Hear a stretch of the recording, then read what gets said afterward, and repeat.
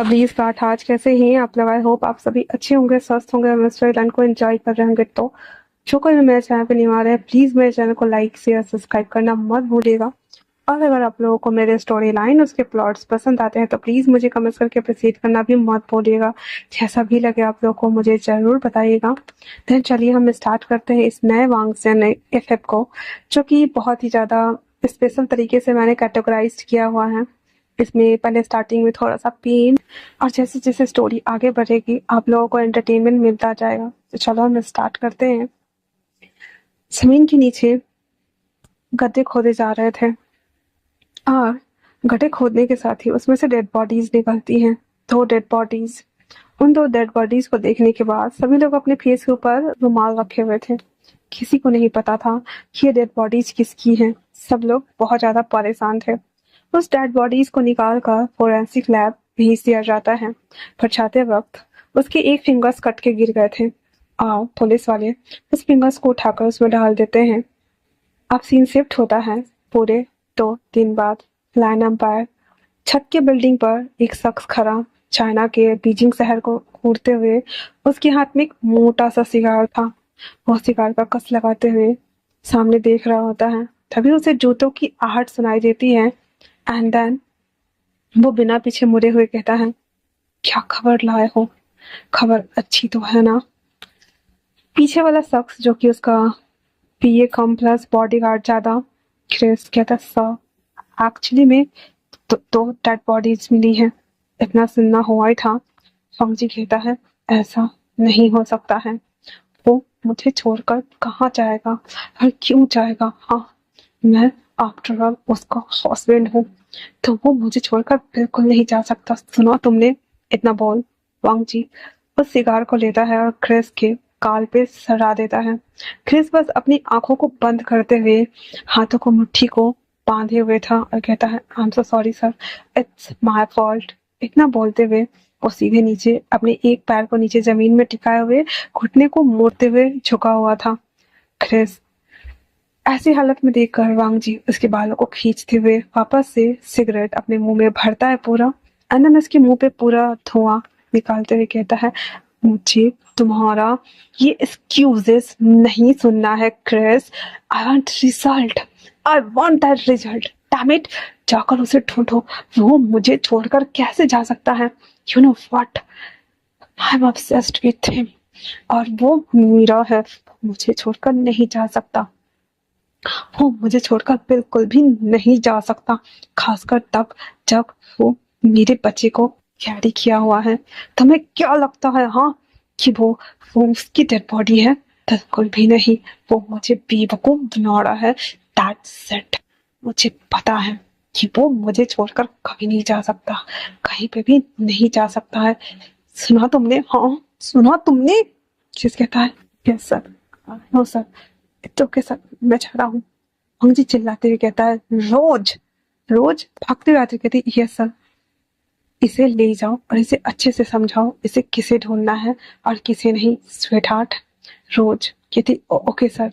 उसके जाने के बाद वांग जी एक लात मारता है, चिढ़ाते हुए कहता, फुशियान, तुम मुझे छोड़कर नहीं जा सकते हो, बिल्कुल भी नहीं। इतना बोल वो एक हाथ खंबे में मार देता है और वो सिगरेट वापस से पीना स्टार्ट कर देता है। और जो हमारा क्रिस था वो अपने गाल को पकड़े हुए बाहर आता है, जहाँ पे रोज आती हुई कहती है, तुम्हें पता है ना सर का गुस्सा बहुत ही ज्यादा खतरनाक है, तो तुम्हें नहीं लगता है कि सर सर के सामने ऐसे नहीं जाना चाहिए तुम्हें? हाँ। क्रिस अपने गालों को पकड़े हुए कहता है, Rose I am so sorry, but मैं ऐसा कुछ नहीं चाहता था। दैट्स वाई मैं सर के सामने चला गया, और मुझे नहीं पता था कि सर इतना ज्यादा गुस्सा करने वाले हैं। रोज कहती है, तुम्हें कैसे नहीं पता है कि सर इतना ज्यादा गुस्सा नहीं करने वाले हैं? हाँ, तुम्हें पता है ना सर अपने हस्बैंड को ढूंढ रहे हैं, और वो उनका हस्बैंड बचपन से उनके साथ था, तो तुम्हें नहीं लगता कि वो गुस्सा ही करेंगे? हाँ। इतना सुनना हुआ था तो वो कहता है, I am so sorry, but मैं क्या करूँ रोज? वो सच में उनकी डेड बॉडी है और सर है कि मानने को तैयार ही नहीं है। इतना सुना हुआ था तो वो कहता है, ओके, और भी कुछ तो मिला होगा ना, चलो जाओ और उसे ढूंढ कर लाओ, तब हम सर को दिखाने वाले हैं, ओके ना? इतना बोलते हुए वो क्रिस को पहले तो ऑर्नामेंट लगा रही होती है, तभी वहाँ पे रेन रेन आते ही कहती है, एक्सक्यूज मी, तुम मेरे बॉयफ्रेंड के साथ में क्या कर रही हो? रोज उसे देखते हुए कहती है, रेन रेन कम ऑन, मैं तुम्हारी बड़ी बहन हूँ। रेन रेन कहती है, सो व्हाट, ये मेरा बॉयफ्रेंड है। इतना बोल रेन रेन क्रिस को अपनी तरफ खींचते हुए कहती, तुम्हें डर नहीं लगता मेरे सामने होते हुए ये कर रहे हो? और जब उसके गालों को देखते कहती, मैं गॉड, ये किसने किया? क्रिस कहता है, आई एम रियली सॉरी, पर वांगजी सर बहुत ज्यादा गुस्से में हैं, उनके सामने में कोई नहीं जाएगा, ओके? तो रेंडन कहता है, सीजे ये आप मुझे दो, मैं कर दूंगी। इतना बोल वो फर्स्ट एड बॉक्स लेती है और रोज कहती है, वाटे वाह। हाँ, इतना बोलने के साथ ही रोज वहां से निकल जाती है।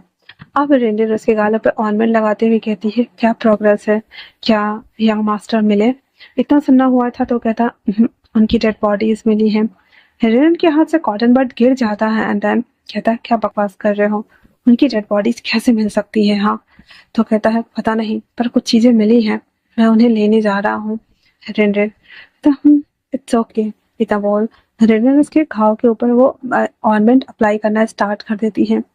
अब इधर रोज, जो कि बहुत ज्यादा गुस्से में थी, कॉफी वाले सेक्शन एरिया में आकर के कॉफी बनाना स्टार्ट कर देती है। और जब वो कॉफी बना रही होती है, कार्लोस आते हुए कहता है, हे बेबी क्या हुआ है?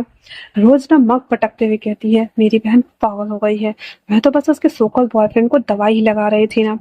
कार्लोस रोज को बैक से हक करते हुए कहता है, मैं हूं ना, मुझे लगा दो, क्या प्रॉब्लम है? वैसे मेरे होते हुए तुम्हें नहीं लगता कि तुम्हें किसी और के पास नहीं जाना चाहिए? रोज कहती, हे मैं बस उसे एक एम्प्लॉय होने के नाते ऐसे ट्रीट कर रही थी। कार्लोस कहता है, आई नो बेबी। वैसे पंकजी सर का गुस्सा कैसा है, आई मीन उनका मूड कैसा है? रोज कहती है, वो बहुत ज्यादा गुस्से में है, आई होप कि टेरेस पे कोई ना ही जाए तो बेटर है। किसका तो उसने गाल जला दिया, वो भी सिगरेट से। कार्लोस कहता है, आफ्टर ऑल पूरे 5 साल जो हो चुके हैं, तुम्हें नहीं लगता कि ये सभी चीजें इतनी ज्यादा वॉस नहीं होनी चाहिए? रोज कहती है, इन सब में गलती सिर्फ और सिर्फ हमारे वांगजी सर की है और किसी की भी नहीं है, और अगर कोई जिम्मेदार है तो वो सिर्फ और सिर्फ वांगजी सर ही है, क्योंकि अपनी पैरों के ऊपर अगर कुल्हाड़ी मारना हो तो वो वांगजी सर से बेटर कोई नहीं जानता है। इतने साल तक वीन सर उनके साथ थे, उनके पास थे, उन्होंने कभी भी उनकी कदर नहीं की, उन्हें इतना टॉर्चर किया, मारा पीटा जलील किया, और अब तुम्हें लगता है कि वो दोबारा वापस लौट कर आएंगे? एक तरह से देखा जाए तो मुझे ये बोलना नहीं चाहिए, पर अच्छा हुआ कि वो उन्हें छोड़कर चले गए। इतना सुनना हुआ था तो कॉलेज कहता, हे सुप सुप बोलो, दीवारों के भी कान होते हैं, अगर वांगजी सर को पता चला ना तो तुम्हारा गला दबा के ऊपर से फेंक देंगे, और फिर मैं दिन दहाड़े रनवा हो जाऊंगा, और मुझे नहीं रहना है ऐसे तुम्हारे बगैर, ओके ना? रोज इसकी तरफ मुड़ते हुए कहती, तुम बहुत नॉटी हो, तुम ना मेरा मूड स्पॉइल कर दोगे। Come on.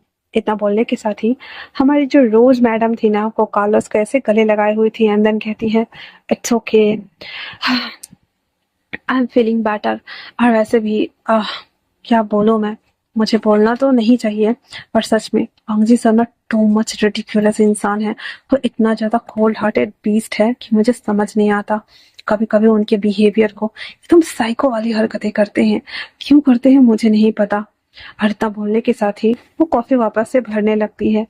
वांगजी जो कि टेरेस से आ गया हुआ था और आते कहता, ओह रियली, तो मैं साइको हूँ? हाँ, तुम्हें नहीं लगता कि तुम्हें मेरे सामने में ये सारे वर्ड यूज नहीं करने चाहिए? इतना बोल रोज को तो वो कुछ नहीं करता है, वो टाई खोलता है अपना, जो कार्लोस था ना उसके गले में टाई बांधते हुए इसको गिरना शुरू कर देता है। कार्लोस ऑलमोस्ट चोक होने वाला था। रोज अपने घुटनों पे बैठ जाती है, कहती, आई am so sorry sir, I am really sorry sir, I am really really sorry sir, I am really sorry sir, please please please मुझे छोड़ दीजिए, प्लीज प्लीज प्लीज। मुझे कहता है, दोबारा अगर मेरे सामने में मुंह खोली ना, कर दूंगा। इतना बोल वांगजी सीधे कार्लोस को टेबल की तरफ दे मारता है, जो कि उसके सर पे डायरेक्ट जाके हिट हुआ था, और वहां से ब्लड आने स्टार्ट हो गए थे। वांगजी बिना मुड़े वहां से चला जाता है। रोज आते कहती, oh my God, oh my God, oh my God, Carlos please. फटक से अपना शर्ट खोलकर कार्लोस के सर पे लगाते हैं, देन कहता है, इट्स ओके बेबी, मैं ठीक हूँ, हॉस्पिटल चलते हैं, मैंने कहा था ना, अगर वांगजी सर को पता चला तो मार डालेंगे। रोज कहती है, मैं यहाँ काम नहीं करने वाली, मैं रिजाइन कर दूंगी, मैं रिजाइन करने वाली हूँ। कार्लोस कहता है, अग्रीमेंट में हम सब ने साफ साफ लिखा है, जब तक वैलिड रीजन ना हो हम रिजाइन नहीं कर सकते, मुझे हॉस्पिटल लेके चलो रोज प्लीज।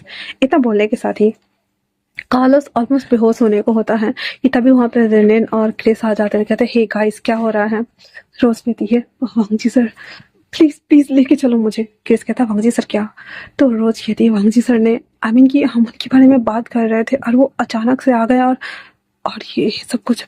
तो कहता मैंने पहले ही कहा था कि सर सन की ही एक नंबर के, वो कुछ भी कर सकते हैं। तुम्हें नहीं लगता कि तुम्हें उनसे बचिए रहना चाहिए और ऐसे नहीं बात करनी चाहिए। हाँ इतना बोल और वो उसे जाने का इशारा करता है। तो जो कार्लोस था वो उसे उठाता है क्रिस और उसे लेकर के हॉस्पिटल की तरफ जाने लगता है। वहीं दूसरी तरफ वांगजी एक कमरे में आ गया हुआ था और वो वापस से सिगरेट पीते हुए उसे टच करते हुए कहता है कहाँ हो तुम।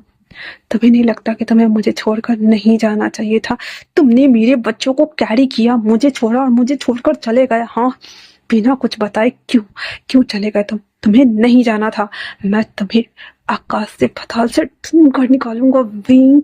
क्योंकि तुम सिर्फ सिर्फ मेरे हो मेरे हो मेरे हो मेरे हो, सिर्फ और सिर्फ मेरे हो। इतना बोलते हुए हमारा वांग जी उस ग्लास को हाथ से पकड़ के चूर चूर कर देता है और उसके हाथ से ब्लड गिर रहे होते हैं। वो बहुत ही ज्यादा शॉकिंग रिएक्शन के साथ में एक बहुत से बड़े फोटो फ्रेम को देख रहा होता है, क्योंकि विंग का फोटो था जहाँ पे उसका फेस इस तरह से टर्न लिया गया था कि उसके बस शोल्डर तक पिक्चर थे, उसके लॉन्ग लेसी हेयर उसके फेस पे आ रहे थे, उसके आई जो स्पार्कलिंग आईज थे वो उसकी आंखों के सामने में थे और उसके लिप्स के नीचे छोटा सा मोल जहाँ पे वो ब्लड वाले हाथ को ले जाते हुए कहता है you are mine.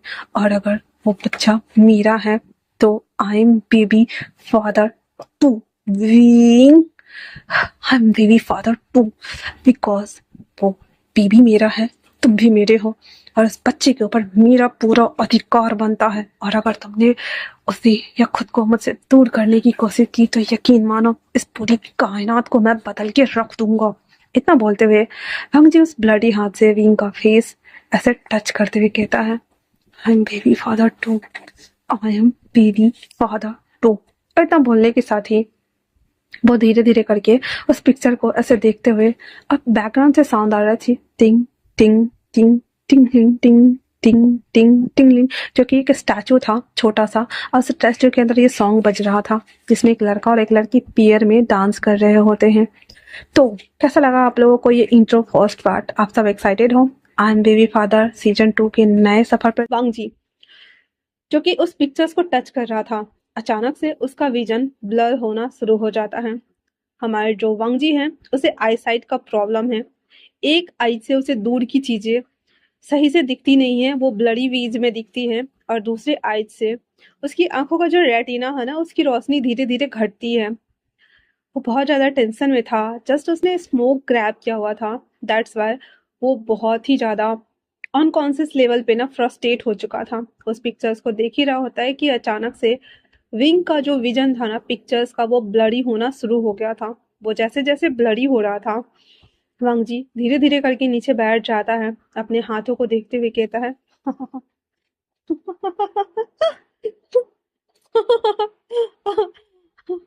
Wing 5 years 5 years हो चुके हैं तुम्हें मेरे पास से गए हुए। तुम्हें नहीं लगता है कि तुम्हें वापस से अपने हस्बैंड के पास आ जाना चाहिए? क्या तुम्हें नहीं लगता है कि तुम्हें मेरे पास आना चाहिए? हाँ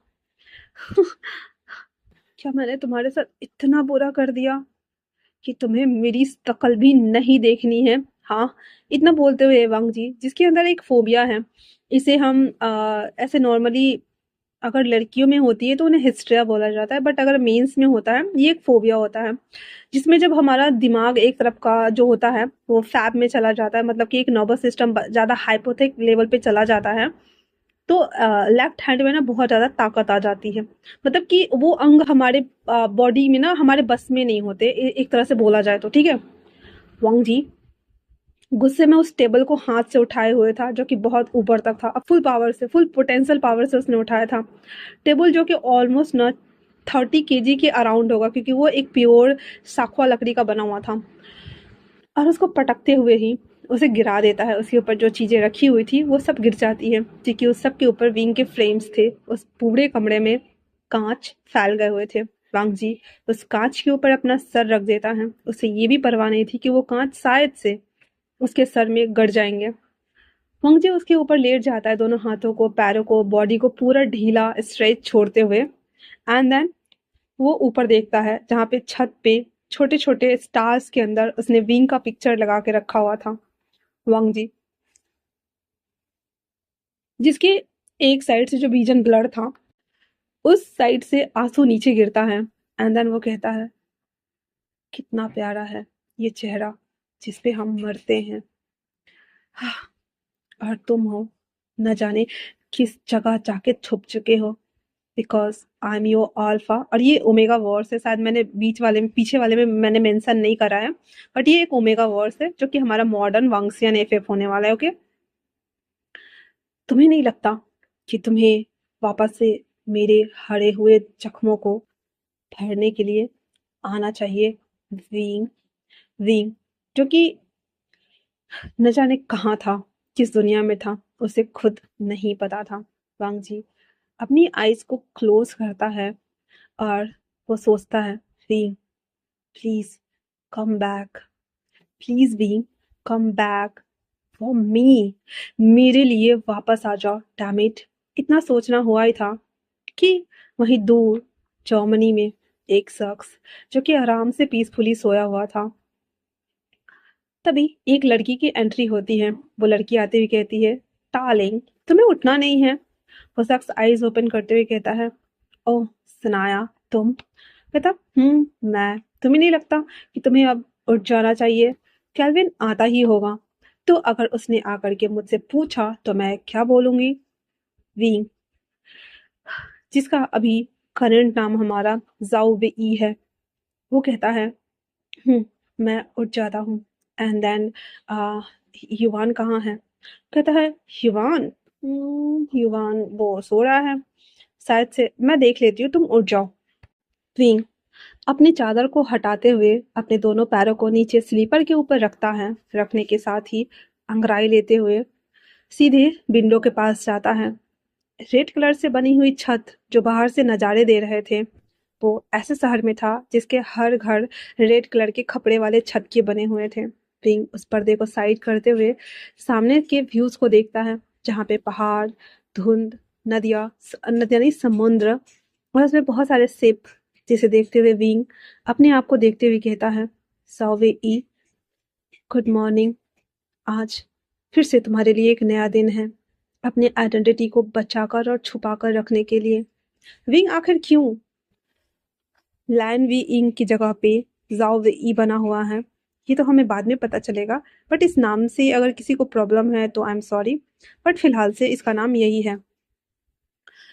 वो सीधे उठकर वॉशरूम में जाता है, ब्रश उठाता है, ब्रश करना स्टार्ट करता है और मिरर को साफ करते हुए कहता है, good morning hubby, I hope कि आप ठीक होंगे और मुझे याद कर रहे होंगे।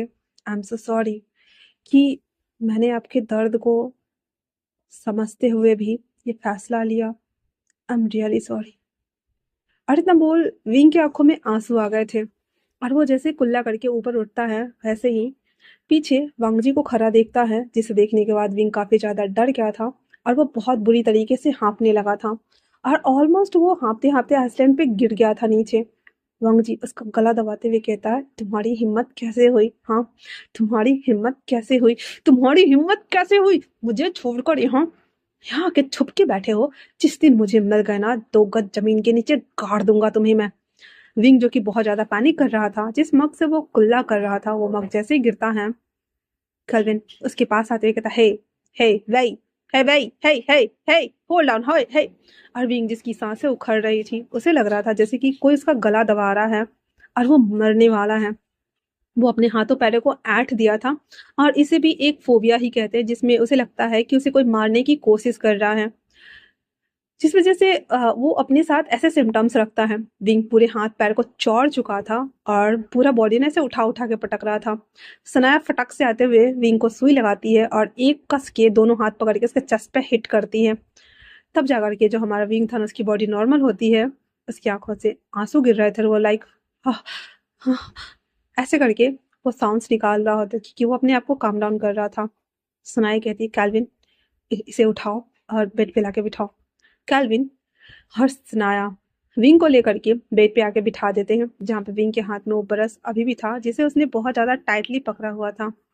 सनाया को बिना देखे ही विंग कहता है वाई सनाया।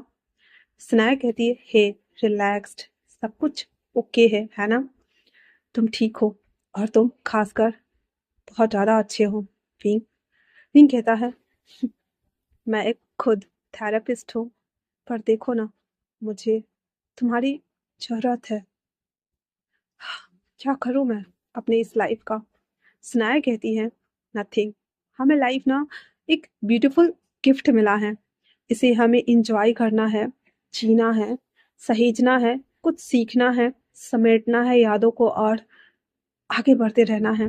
पास्ट को भूल जाना है, प्रेजेंट में जीना है और फ्यूचर की चिंता किए बगैर बस प्लान करना है, ओके ना।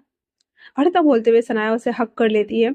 हालांकि हमारे केल्विन का मुंह बन गया था, बट फिर भी वो भी हक करते हुए कहता है और मी टू ब्रो। विन कहता है thank you so much. Kelvin कहता है it's okay buddy, let's go. तो क्या मैं चलूँ तुम्हारे साथ वॉशरूम? विन कहता है नो, मैं बस वो। सनाया कहती है फिर से वो फोबिया। विन कहता है हाँ, क्योंकि मैंने उसे गुड मॉर्निंग कहा था। सनाया कहती है वो तुम्हारे दिमाग में इतना बसा हुआ है कि सोते हुए तो छोड़ो, जागती हुई आंखों से वो तुम्हें दिखाई देता है ना। विंग कहता है हाँ, बहुत बुरी तरीके से। इतना बोल विंग उठ के वॉशरूम चला जाता है। केल्विन सनाया को देखते हुए कहता है इसके साथ ऐसा क्या हुआ है सनाया, जो ये हर बार ऐसे रिएक्ट करता है और इतनी बुरी तरीके से इंजर्ड हो जाता है। अभी उसके हाथ में चोट देखा तुमने? सनाया कहती है केल्विन जब सही वक्त आएगा तब मैं तुम्हें जरूर बताऊंगी, बट ट्रस्ट मी वो अंदर से बहुत ज़्यादा टूटा हुआ है। उसके अंदर बहुत सारे ऐसे वुंड्स हैं जिसे हील करना है उसे। हालांकि वो खुद एक थेरेपिस्ट है, पर देखो ना उसे एक हीलर की ज़रूरत है। आई होप कि वो अपने उस दर्द से बाहर निकल जाए। हाँ वैसे भी वो मेरा सिर्फ दोस्त ही नहीं, वो मेरा वेल विशर है। उसने तब मेरी मदद की है जब मेरे पास न खाने के लिए पैसे थे, न घर था, न छत थी, न पढ़ने के लिए। मुझे विंग ने ही पढ़ाया है और इस काबिल बनाया है कि आज मैं यहाँ जर्मनी में एक सर्जन हूँ। केल्विन अगर मैं उसकी लाइफ को पूरी तरह लाइफ लॉन्ग भी सेवा करूँ, उसके काम आऊँ ना, फिर भी ये लाइफ कम है मेरे लिए केल्विन। केल्विन उसके फोरहेड पे किस करते हुए कहता है आई होप कि सब कुछ जल्द ही ठीक हो जाए। सनाया कहती ओके चलो हम बाहर चलते हैं। इतना बोल सनाया एक रूम में आती है जहाँ पे वो दो बेबी को सोए हुए देखती है। एक बेबी जो कि हमारा लैन युवान था और दूसरा बेबी जो कि सनाया और कैल्विन का बेबी कॉल थी, जिसे देखते ही वो कहता है आइजा, हे आइजा बेबी देखो मैंने तुम्हारा नाम यूज किया। उस कमरे में दो बेड लगे हुए थे। एक बेड पे हमारा लायन युवान सो रहा था, दूसरे बेड पे हमारा सनाया की बेबी कॉल आइजा सो रही थी। आइजा आइज ओपन करते हुए कहती है गुड मॉर्निंग मम्मा, आप कैसे हो? आयजा की वॉइस सुनकर सनाया उसे गोद में ले लेती है। नंदन युवान के पास आती है। युवान जो कि सो रहा था वो उसे उठाते हुए कहती है गुड मॉर्निंग युवान। युवान धीरे धीरे आईज ओपन करते हुए कहता है गुड मॉर्निंग आंट, और डडा कहाँ है? इतना सुनना हुआ था तो कहता है डडा, डडा अंदर है और फ्रेश हो रहे हैं, आप दोनों चलो मैं आप दोनों को रेडी कर दूं, और कैल्विन प्लीज नाश्ता देख लो। कैल्विन कहता है जो हुक्म मेरे आका। इतना बोल वो बाहर चला आता है किचन सेक्शन एरिया में और कहता है काफी अच्छा लग रहा है आज, तो आज का मौसम भी काफी अच्छा है। इतना बोल कैल्विन एक सर्वेंट्स के साथ में वहाँ पे खाना बनाना स्टार्ट कर देता है, क्योंकि जो हमारा कैल्विन है वो एज अ शेफ, उसका खुद का एक रेस्टोरेंट है और वो वहाँ पे खुद का ऑनर भी है और साथ में उसे खाना बनाने का बहुत शौक है, तो वो खाना भी बनाता है। और जो हमारी सनाया है वो एक सर्जन है और वो जर्मनी में चेन्नई से चाइना से यहाँ आई है। हालांकि सनाया की जो मॉम है वो इंडियन है, डैड चाइनीज है, तो हम कह सकते हैं कि सनाया हमारी इंडियन चाइनीज मिक्स्ड है। और जो हमारा विंग है वो उसी हॉस्पिटल में एक थेरेपिस्ट है, जो कि वो अपने टेक्निक्स के जरिए लोगों को हील करता है और उसके चार्जेस भी बहुत ज़्यादा हैं। रेयरली ही वो किसी सर्जन में, हालांकि वो भी एक सर्जन है, रेयरली ही किसी ऑपरेशन में वो पार्ट लेता है, नहीं तो वो थेरेपी के जरिए हील करता है लोगों को। उसके बाद वो योगा क्लासेस लेता है, माइंडफुलनेस मेडिटेशन करवाता है, उसके खुद ऑनलाइन ब्रांचेज कोर्स है जो वो सेल करता है। तो जो कुल मिलाकर हम कह सकते हैं कि हमारा जो वी वुसान है एज अ लाइफ कोच वो काम कर रहा है, ठीक है। वो उन दोनों बेबी को रेडी कर रही होती है। विंग अपने कमरे में आता है, वो एक जो फॉर्मल ड्रेस होता है पैंट और शर्ट वेयर करता है, उसके ऊपर से व्हाइट कलर का कोट, अपने बालों को अच्छे से सेट करता है। ड्रॉ में एक पेंडेंट था जिसे देखते हुए उसे वो अपने हाथों में लेता है, मिरर के सामने में उसे खड़ा करते हुए कहता है, मैं इसे पहनना चाहता हूँ, पर लगता नहीं है कि वो वक्त कभी आएगा जब मैं इसे पहनूंगा। इतना बोल विंग उस ब्रेसलेट, उस लॉकेट को किस करते हुए वापस से उस ड्रॉ में डाल देता है। फिर वो अपने कपड़ों को ठीक करते हुए चेहरे पे एक प्यारी सी स्माइल लेते हुए बाहर आ जाता है, जहाँ पे आते ही कहता है, hey Calvin, I am so sorry. Calvin कहता है, इट्स ओके सर, वैसे नाश्ता बन गया है। विंग सारी चीजों को लाकर लगा रहा होता है, जहाँ पे युवान भागते हुए आता कहता है, डैडा। विंग उसे अपनी गोद में उठाते हुए कहता है, गुड मॉर्निंग युवान। युवान कहता है, गुड मॉर्निंग डैडा, वैसे आज आप कब आओगे? तो विंग जो था वो कह देता है, मैं मेरी आज 2 मीटिंग्स है, 2 सेमिनार्स है, रात को 7 बजे तक आ जाऊंगा। युवान शिकायत करते हुए कहता है, आपने पिछले संडे बोला था कि हम अम्यूजिंग पार्क जाने वाले हैं, हम वहाँ पे बहुत सारे मस्ती करने वाले हैं, पर आप मुझे वहाँ पे नहीं लेके गए। अब मुझे फाउंटेन दिखाने के लिए लेके चलोगे ना? विंग कह देता है, हाँ पक्का, इस संडे को हम आपको फाउंटेन दिखाने के लिए लेके जरूर जाएंगे। इतना बोल हमारा जो विंग था वो युवान को लेकर चेयर पुल करते हुए वहां पे बैठ जाता है। सनाया आयजा को लेकर के आती है और आते ही उसे भी वहां पे बिठाती है। दोनों बेबी के लिए कैल्विन ने एक हेल्दी फूड तैयार किया हुआ था जो उन दोनों के सामने में रख दिया जाता है। उसके बाद सनाया उस सर्वेंट्स को बोलती है, दोनों बेबी का चार्ट देखकर बैग पैक कर दो और टिफिन लंच भी। उसके बाद वो वहां से चली जाती है बैग पैक करने। अब उसके बाद सनाया किचन में जाती है, युवान और साथ में आयजा दोनों का टिफिन पैक करती है और वहां पे बॉटल और टिफिन रख देती है। फिर वो तीनों बैठे हुए थे। सनाया कहती है, एक्चुअली में एक पेशेंट आया है तो हमें उसे चेक करना चाहिए ना, अगर वो मुझसे हो जाता है तो ठीक है, और अगर नहीं होता है तो क्या मैं आपको बाईपास कर दूं, आप उसे थेरेपी के जरिए ठीक करेंगे? विंग कहता है, हे ऐसा मत बोलो, वैसे भी उसे क्या जरूरत है कि उसे एक हीलर्स की जरूरत पड़ जाए। देखो ना, अगर वो तुमसे ठीक हो जाता है तो ओके, नहीं तो उसे वापस भेज दो। सनाया कहती है, एक्चुअली में आ, मुझे नहीं लगता कि वो ठीक होगा, और मुझे तुम्हारी ज़रूरत पड़ेगी भी, और वैसे भी वो बहुत बड़े लोग हैं, खासकर वो। उसके आगे वो कुछ कहती उससे पहले केल्विन कहता है, हे प्लीज तुम दोनों खाने के वक्त में आराम से खाओ ना, यहाँ पे मैं भी हूँ, क्या हॉस्पिटल की बातें स्टार्ट कर देती हूँ? ऐसा लगता है जैसे खाने की स्मेल भाग जाती है और डेटॉल और फिनाइल की स्मेल आने लगती है। स्नाया हंसते हुए कहती, ओ मेरा बेबी को गुस्सा आ रहा है, मेरा बेबी को जलिस फील हो रहा है। रिंग हंसते हुए अपना सर नीचे कर देता है और कैल्विन उसे देखते हुए कहता है, क्या कर रही हो? स्नाया कहती है, मैं तो अपने बेबी को प्यार कर रही हूँ ना, मेरा बेबी दुत्ता हो दिया, ओहो अले अले अले अले, हाँ, ये लो बेबी ये लो। इतना बोलकर सनाया कैल्विन को मुंह में डाल देती है। सनाया के खिलाने से कैल्विन कहता है, हे हे स्टॉप, मैं फिर छोड़ूंगा नहीं तुम्हें। सनाया कहती, हाँ तो मैंने बोला कब है कि मुझे छोड़ दो, मैंने भी तो बोला है कि मुझे पकड़ के रखो। कैल्विन मुस्कुराते हुए कहता है, तुम भी ना नॉटी, चलो खाओ। उसके बाद वो खा रहा होता है। फिर सनाया कहती है, ओके ओके ओके, हम हॉस्पिटल की बातें रास्ते में कर लेंगे, पर मुझे तुम ये बताओ, तुम्हारा रेस्टोरेंट कैसे चल रहा है? और तुमने एक नया डिश बोला था बनाने के लिए, उसका क्या हुआ? कैल्विन कहता है, हाँ, हम सोच तो रहे हैं, पर हम क्या इजाद करें हमें समझ में नहीं आ रहा है। रिंग कहता है, मेरे पास एक थाई फूड है जिसको तुम नए तरीके से बना सकती हो। कैल्विन कहता है, सच में? वो कहता, अगर मैं बनाऊंगा तो मैं तुम्हें बता दूंगा, अगर पसंद आए तो ट्राई कर सकते हो। कैल्विन कहता है, thank you so much wing, तुमने न जाने कितनी बार मेरी हेल्प की है। विंग कहता है, इट्स ओके। उसके बाद वो तीनों खा रहे होते। खाना खा लेने के बाद सब लोग एक कार में आके बैठ जाते, हालांकि वो कार का वैन ज्यादा लग रही थी। बीच में सनाया दोनों बेबी को लेकर बैठ जाती है। पैसेंजर वाले सीट पे हमारा विंग बैठा था और आगे वाले सीट पे हमारा कैल्विन बैठा हुआ था। कैल्विन दोनों बेबी को लेकर के किड्जी स्कूल आता है, जहाँ पे एक की गोद में आयशा थी और एक की गोद में आयोन था। सनाया उन दोनों का बैग पैक पकड़ी हुई थी, कहती है अरे कम से कम मुझे बेबी दे देते, क्या तुम दोनों मुझे आया बना देते हो, जब देखो तो बच्चे का बैग मुझे पकड़ा देते, इसके दूध की बॉटल, इसके खाने की ये वो। विंग और केल्विन दोनों मुस्कुराते हुए कहता है जस्ट लाइक नैनी। आयशा हंस रही होती है और इवान भी। और सनाया भी लाइक मैं तुम दोनों को छोड़ूंगी नहीं, यकीन मानो मैं तुम दोनों को जान से मार दूंगी, टांगे तोड़ दूंगी, जब देखो तुम दोनों मुझे नैनी बुलाते हो, I am not a Naini. Ayesha कहती मम्मा आप तो क्यूट नैनी हो ना। सनाया भी लाइक वो व्हाट, मैं और नैनी, हाँ कुछ भी।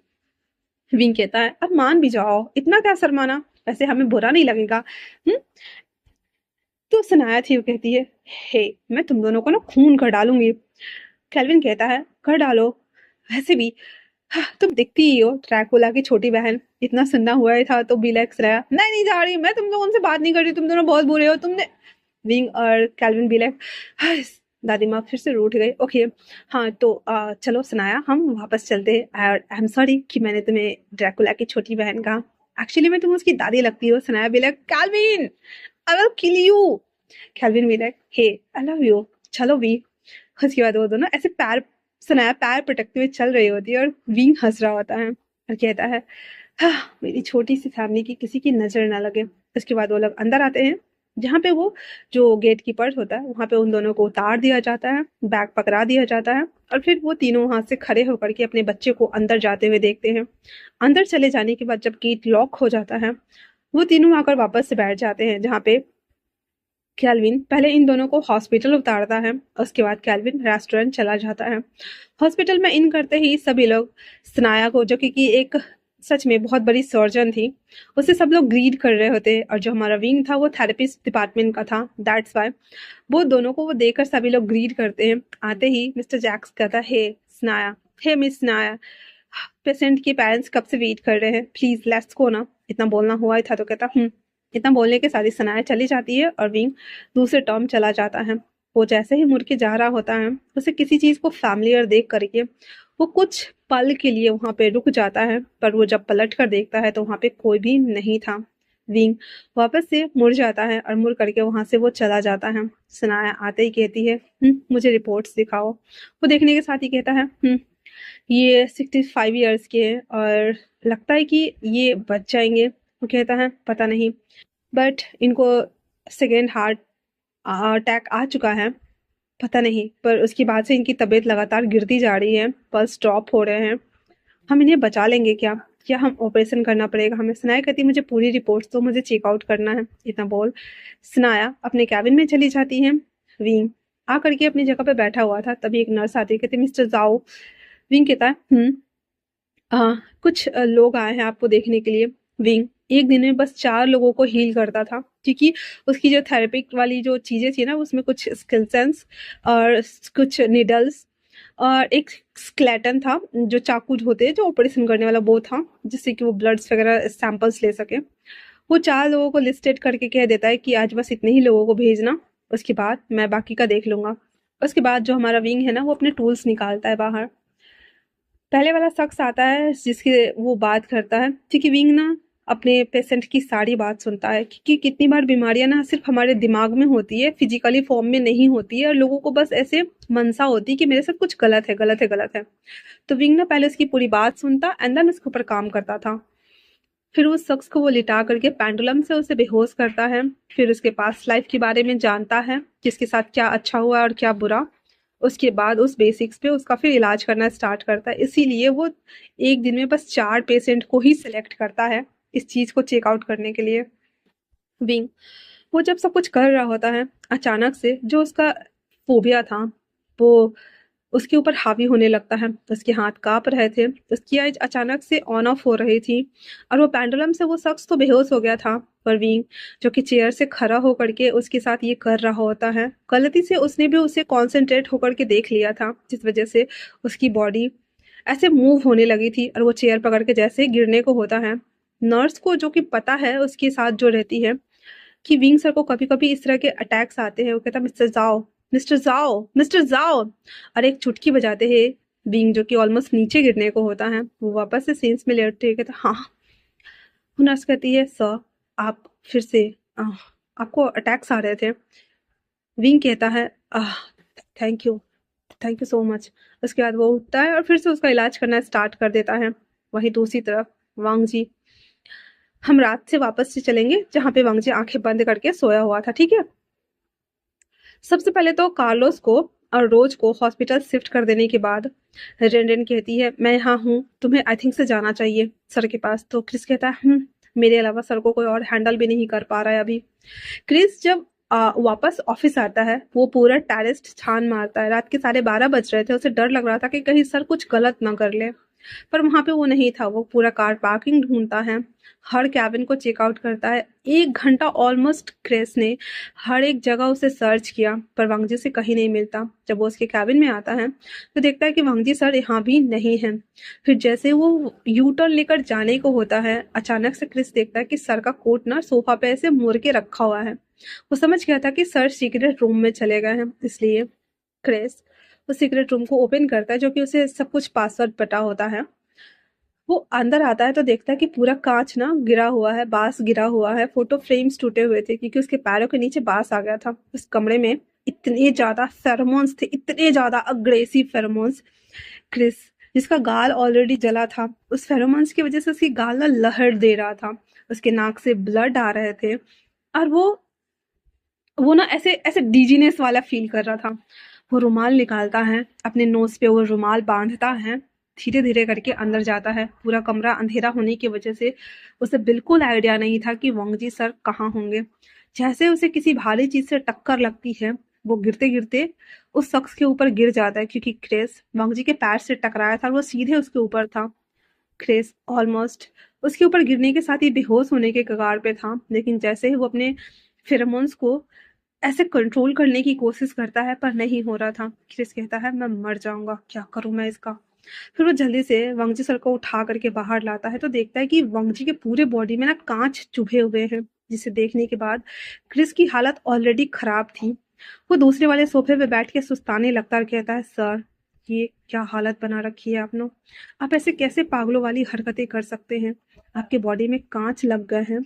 हालांकि शर्ट पहना हुआ था और हाफ कोटी भी था, जिस वजह से 3 कोटी जो होता है, तो बॉडी में तो कांच नहीं गए थे, सर में 1-2 जगह ही गए थे, जिसकी वजह से क्रिस पहले अपने आप को काम डाउन करता है। वांगजी सर को कॉलर पहनाता है ताकि उनका फेरोमोन्स कंट्रोल में आए। फिर इसके कोटी के उतार के हटाता है तो सारे कांच नीचे गिर गए थे।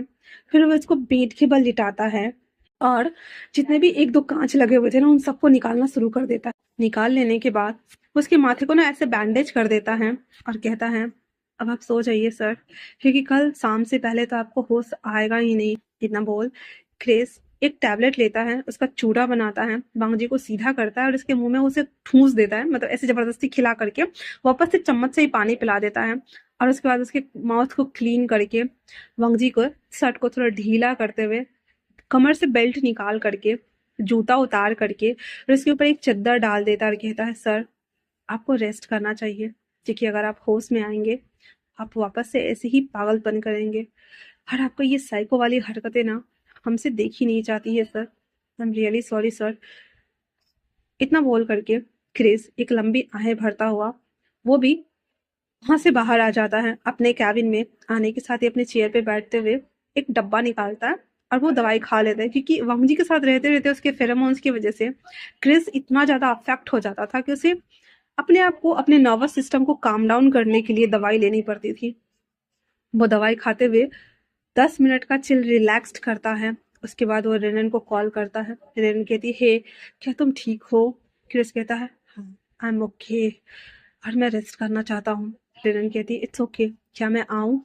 क्रिस कहता है know everything is under control. Rain इतना बोल क्रिस कॉल कट कर देता है। रेनन को भी पता है कि जब वांगजी के साथ हमारा क्रिस ऐसे उसे कंट्रोल करने की या उसे लाने की या ले जाने की कोशिश करता है तो उसकी हालत बहुत ज़्यादा खराब हो जाती है और उसके अलावा कोई और सरवाइव भी नहीं कर पाता है। रेनन फोन करते हुए कहती है प्लीज जिंदा रहना। और इतना बोलकर वो एक लंबी सांसें लेती है और जो हमारा क्रिस था वो वापस से अपनी आईज क्लोज कर देता है, क्योंकि उसे मॉर्निंग में उठकर पूरे ऑफिस को होल्ड करना है, चलाना है, क्योंकि वांगजी वो बेयरली ही किसी मीटिंग्स में अटेंड कर पाता है, नहीं तो वो कैबिन में बैठकर ही काम करता है। का हर एक चीज क्रिस हैंडल करता था। दैट्स वाई उसे नींद लेने की काफी जरूरत थी, क्योंकि 1:30 बजने को थे और अगर वो नहीं सोया तो मॉर्निंग में वो उठ नहीं सकता है। और अमूमन यही टाइम जोन था, वो बेयरली ही कभी अपने अपार्टमेंट जा पाता था, नहीं तो वो यहीं पे सो जाता था। क्रिस अपनी आईज क्लोज करते हुए कहता, सर अब तो मुझे भी सच में विंग सर को वापस ही लाना है, क्योंकि अब मैं और नहीं झेल सकता। आपको आपका ओमेगा मिलना चाहिए सर। इतना बोल करके वो अपनी आईज क्लोज कर देता है। वांग जी सोते हुए किसी को देख रहा था, उसका खिलखिलाता हुआ चेहरा, जहाँ पे वो कुछ बच्चे को पढ़ा रहा होता है, जहाँ पे वो बोर्ड पे कुछ लिख रहा होता है, जहाँ पे सारे बच्चे बच्चे नहीं थे, अमूमन 16-17 साल के बच्चे थे। उन सब बच्चों को कुछ तो वो विंग बता रहा था और वांग जी उसे देख रहा होता है। तो आज के लिए सोया हुआ था वो वो बस एक ड्रीम देख रहा था, जहाँ पे एक लड़का खड़ा होकर के, उसका खिलखिलाता मुस्कुराता हुआ चेहरा, उसके हाथों में स्टिक्स थे, जो कि अमूमन 14 साल से लेकर के 18-19 साल तक के बच्चों को ट्यूशन पढ़ा रहा होता है।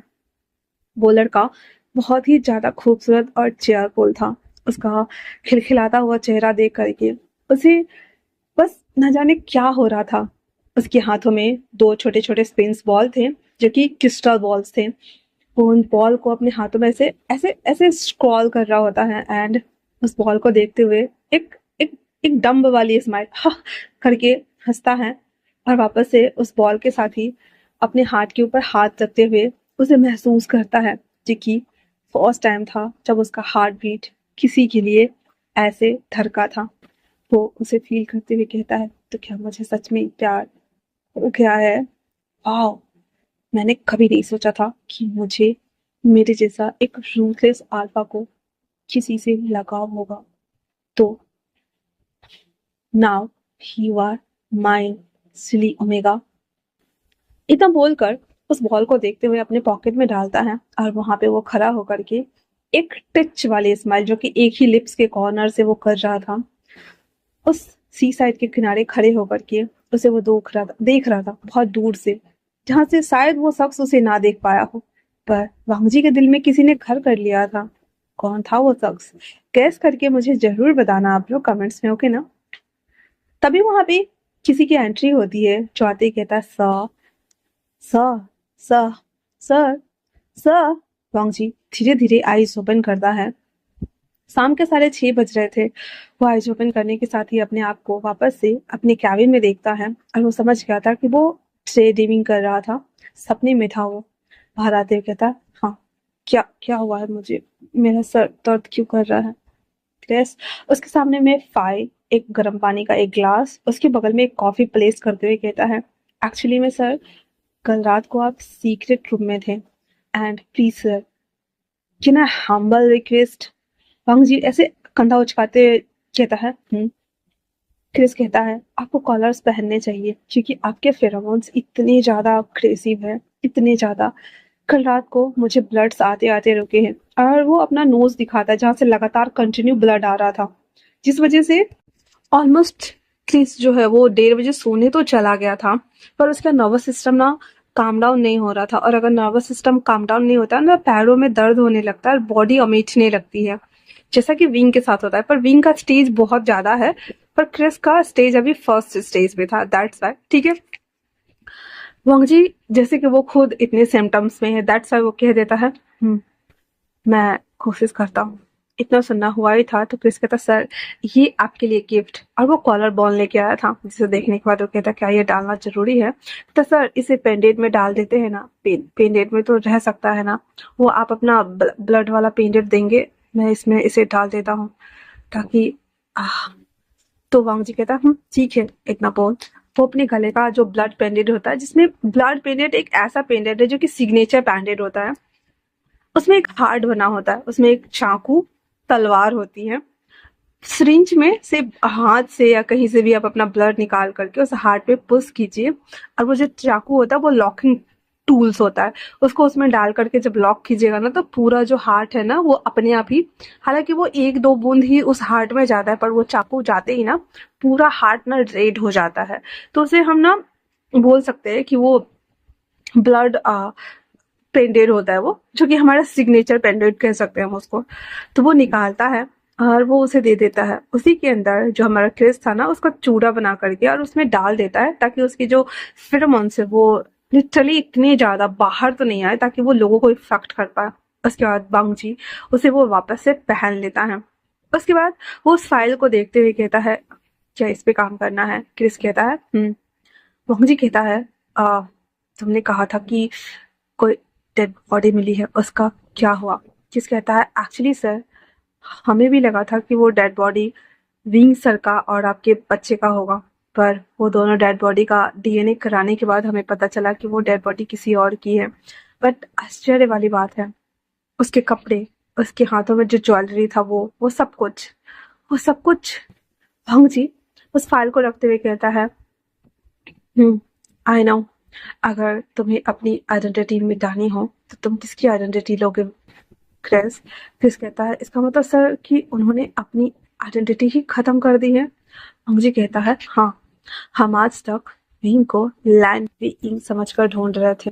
अगर लैंड वी इंग एग्जिस्ट ना करता हो तो? क्रिस, जिसकी आंखें बड़ी हो गई थी क्योंकि उसने इस पॉइंट ऑफ व्यू से कभी सोचा ही नहीं था, अंग्रेजी कहता है, सर्च इट, क्योंकि वो लैंड वी इंग नहीं है।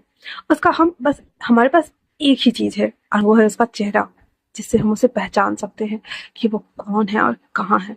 ऑफ कोर्स वो चाइना में तो बिल्कुल भी नहीं है।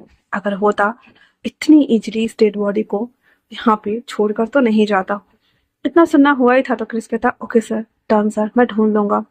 जब क्रिस उठकर जाने लगता है तो वंग जी कहता है, क्रिस कहता है, व्हाट हैपेंड सर? क्रिस कहता है तो वंग जी उसे वापस से पलटते हुए कहता है, वैसे उस आइडेंटिटी का नाम क्या है? क्रिस कहता है, आई डोंट नो सर, उसके पास कोई पासपोर्ट या ऐसा कुछ है नहीं जिससे कि हम पता लगा सके कि वो कौन था। वंग जी कहता है, उस डेड बॉडी की फाइल्स निकलवाओ, क्योंकि वो जब मरा होगा कार्बोनिक करने के बाद हमें पता चल जाएगा कि वो कितने साल पहले मरा है, यू नो ना, and you better know. Chris कहता है, thank you so much sir, guide करने के लिए। इतना बोल क्रिस वहां से निकल जाता है। क्रिस खुद शॉक्ड था क्योंकि उसने इस प्रोसेस से क्यों नहीं सोचा। अपने आप ही वो कहता है, सच में सच जीनियस है। बंग जी उस कॉफी को कप को ऐसे ऐसे हाथ में होल्ड करता है, सिप लेते हुए कहता है, वी, कौन सा नाम यूज कर रहे हो तुम? हाँ, तुम्हें पाने की तमन्ना है और तुम्हें खोने से भी डर लगता है। मेरा जुनून ही नहीं, मेरे रगों में बहने वाला खून हो तुम। कैसे कैसे तुम मुझसे जुदा हो सकते हो? हाँ, कैसे तुम मुझसे दूर जा सकते हो? कैसे? तब खास करके जब तुमने, और इतना बोलते हुए उस कॉफी को पीते हुए रखता है, अपने हाथों को इंटरवाइन करते हुए कहता है, मैं तुम्हें ढूंढ लूंगा। अगर ये पूरी कायनात भी हमें जुदा करेगी ना, तब भी इस कायनात से लड़ने के लिए तैयार बैठा हूं मैं। इतना बोलते हुए उसकी आंखों में जुनून था। शायद ये वीरले कोई ना जान पाए, पर हाँ, भांग जी सच में उसे वो ढूंढ कर रहेगा। वही दूसरी तरफ भी अपने पेशेंट्स का इलाज कर लेने के बाद वो आराम से बैठ जाता है, क्योंकि उसकी हार्ट बीट ना काफी ज्यादा बढ़ चुकी थी। और वो अपने आप से कहता है, ये किस तरह का कनेक्शन है?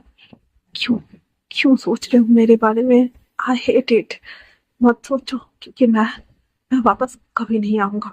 मैं कभी नहीं आऊंगा। तुम एक नंबर के जानवर हो, तुम एक नंबर के जाहिल हो, तुम जंगली हो, और मैं तुम्हारे पास कभी नहीं आऊंगा, कभी नहीं आऊंगा। मैंने सोचा था कि इतना बोलते हुए भी अपने हार्ट को कंसोल करने की कोशिश कर रहा था, क्योंकि उसकी सांसें फूल रही थी। उसके हाथ पर फिर से ठंडे हो रहे थे। विंग कहता है, आह, प्लीज प्लीज मेरे बारे में सोचना बंद कर दो। ये दर्द मुझे हर बार मजबूर करती है तुम्हारे बारे में सोचने के लिए। Hate you, I hate you alpha, I hate you, I hate you. इतना बोलने के साथ ही विंग अपनी आईज को क्लोज कर लेता है। रोज, जो कि कार्लोस के साथ में हॉस्पिटल में थी, कार्लोस अपने सर का बैंडेज वगैरह सब चेंज करवाने के बाद कहता है, रोज चलो हम ऑफिस चलते हैं। रोज कहती है, बस that's it, enough is enough. Carlos कहता है, व्हाट हैपेंड रोज? रोज कहती है, हम उस साइको के साथ काम नहीं करने वाले हैं। वो एक नंबर का जाहिल साइको इंसान है। वो एक सेकंड भी नहीं सोचता किसी को जान से मारने के लिए। कार्लोस कहता है, हाँ, क्यों सोचेगा वो? आफ्टर ऑल वो हमारा बॉस है, और हम उनकी पीठ पीछे उनकी बुराई करेंगे तो वो हमें छोड़ देंगे क्या? कार्लोस की बात सुनने का रोज कहती है, बातें तो सभी करते हैं ना। कार्लोस कहता है, पर ये तो गलत बात है ना।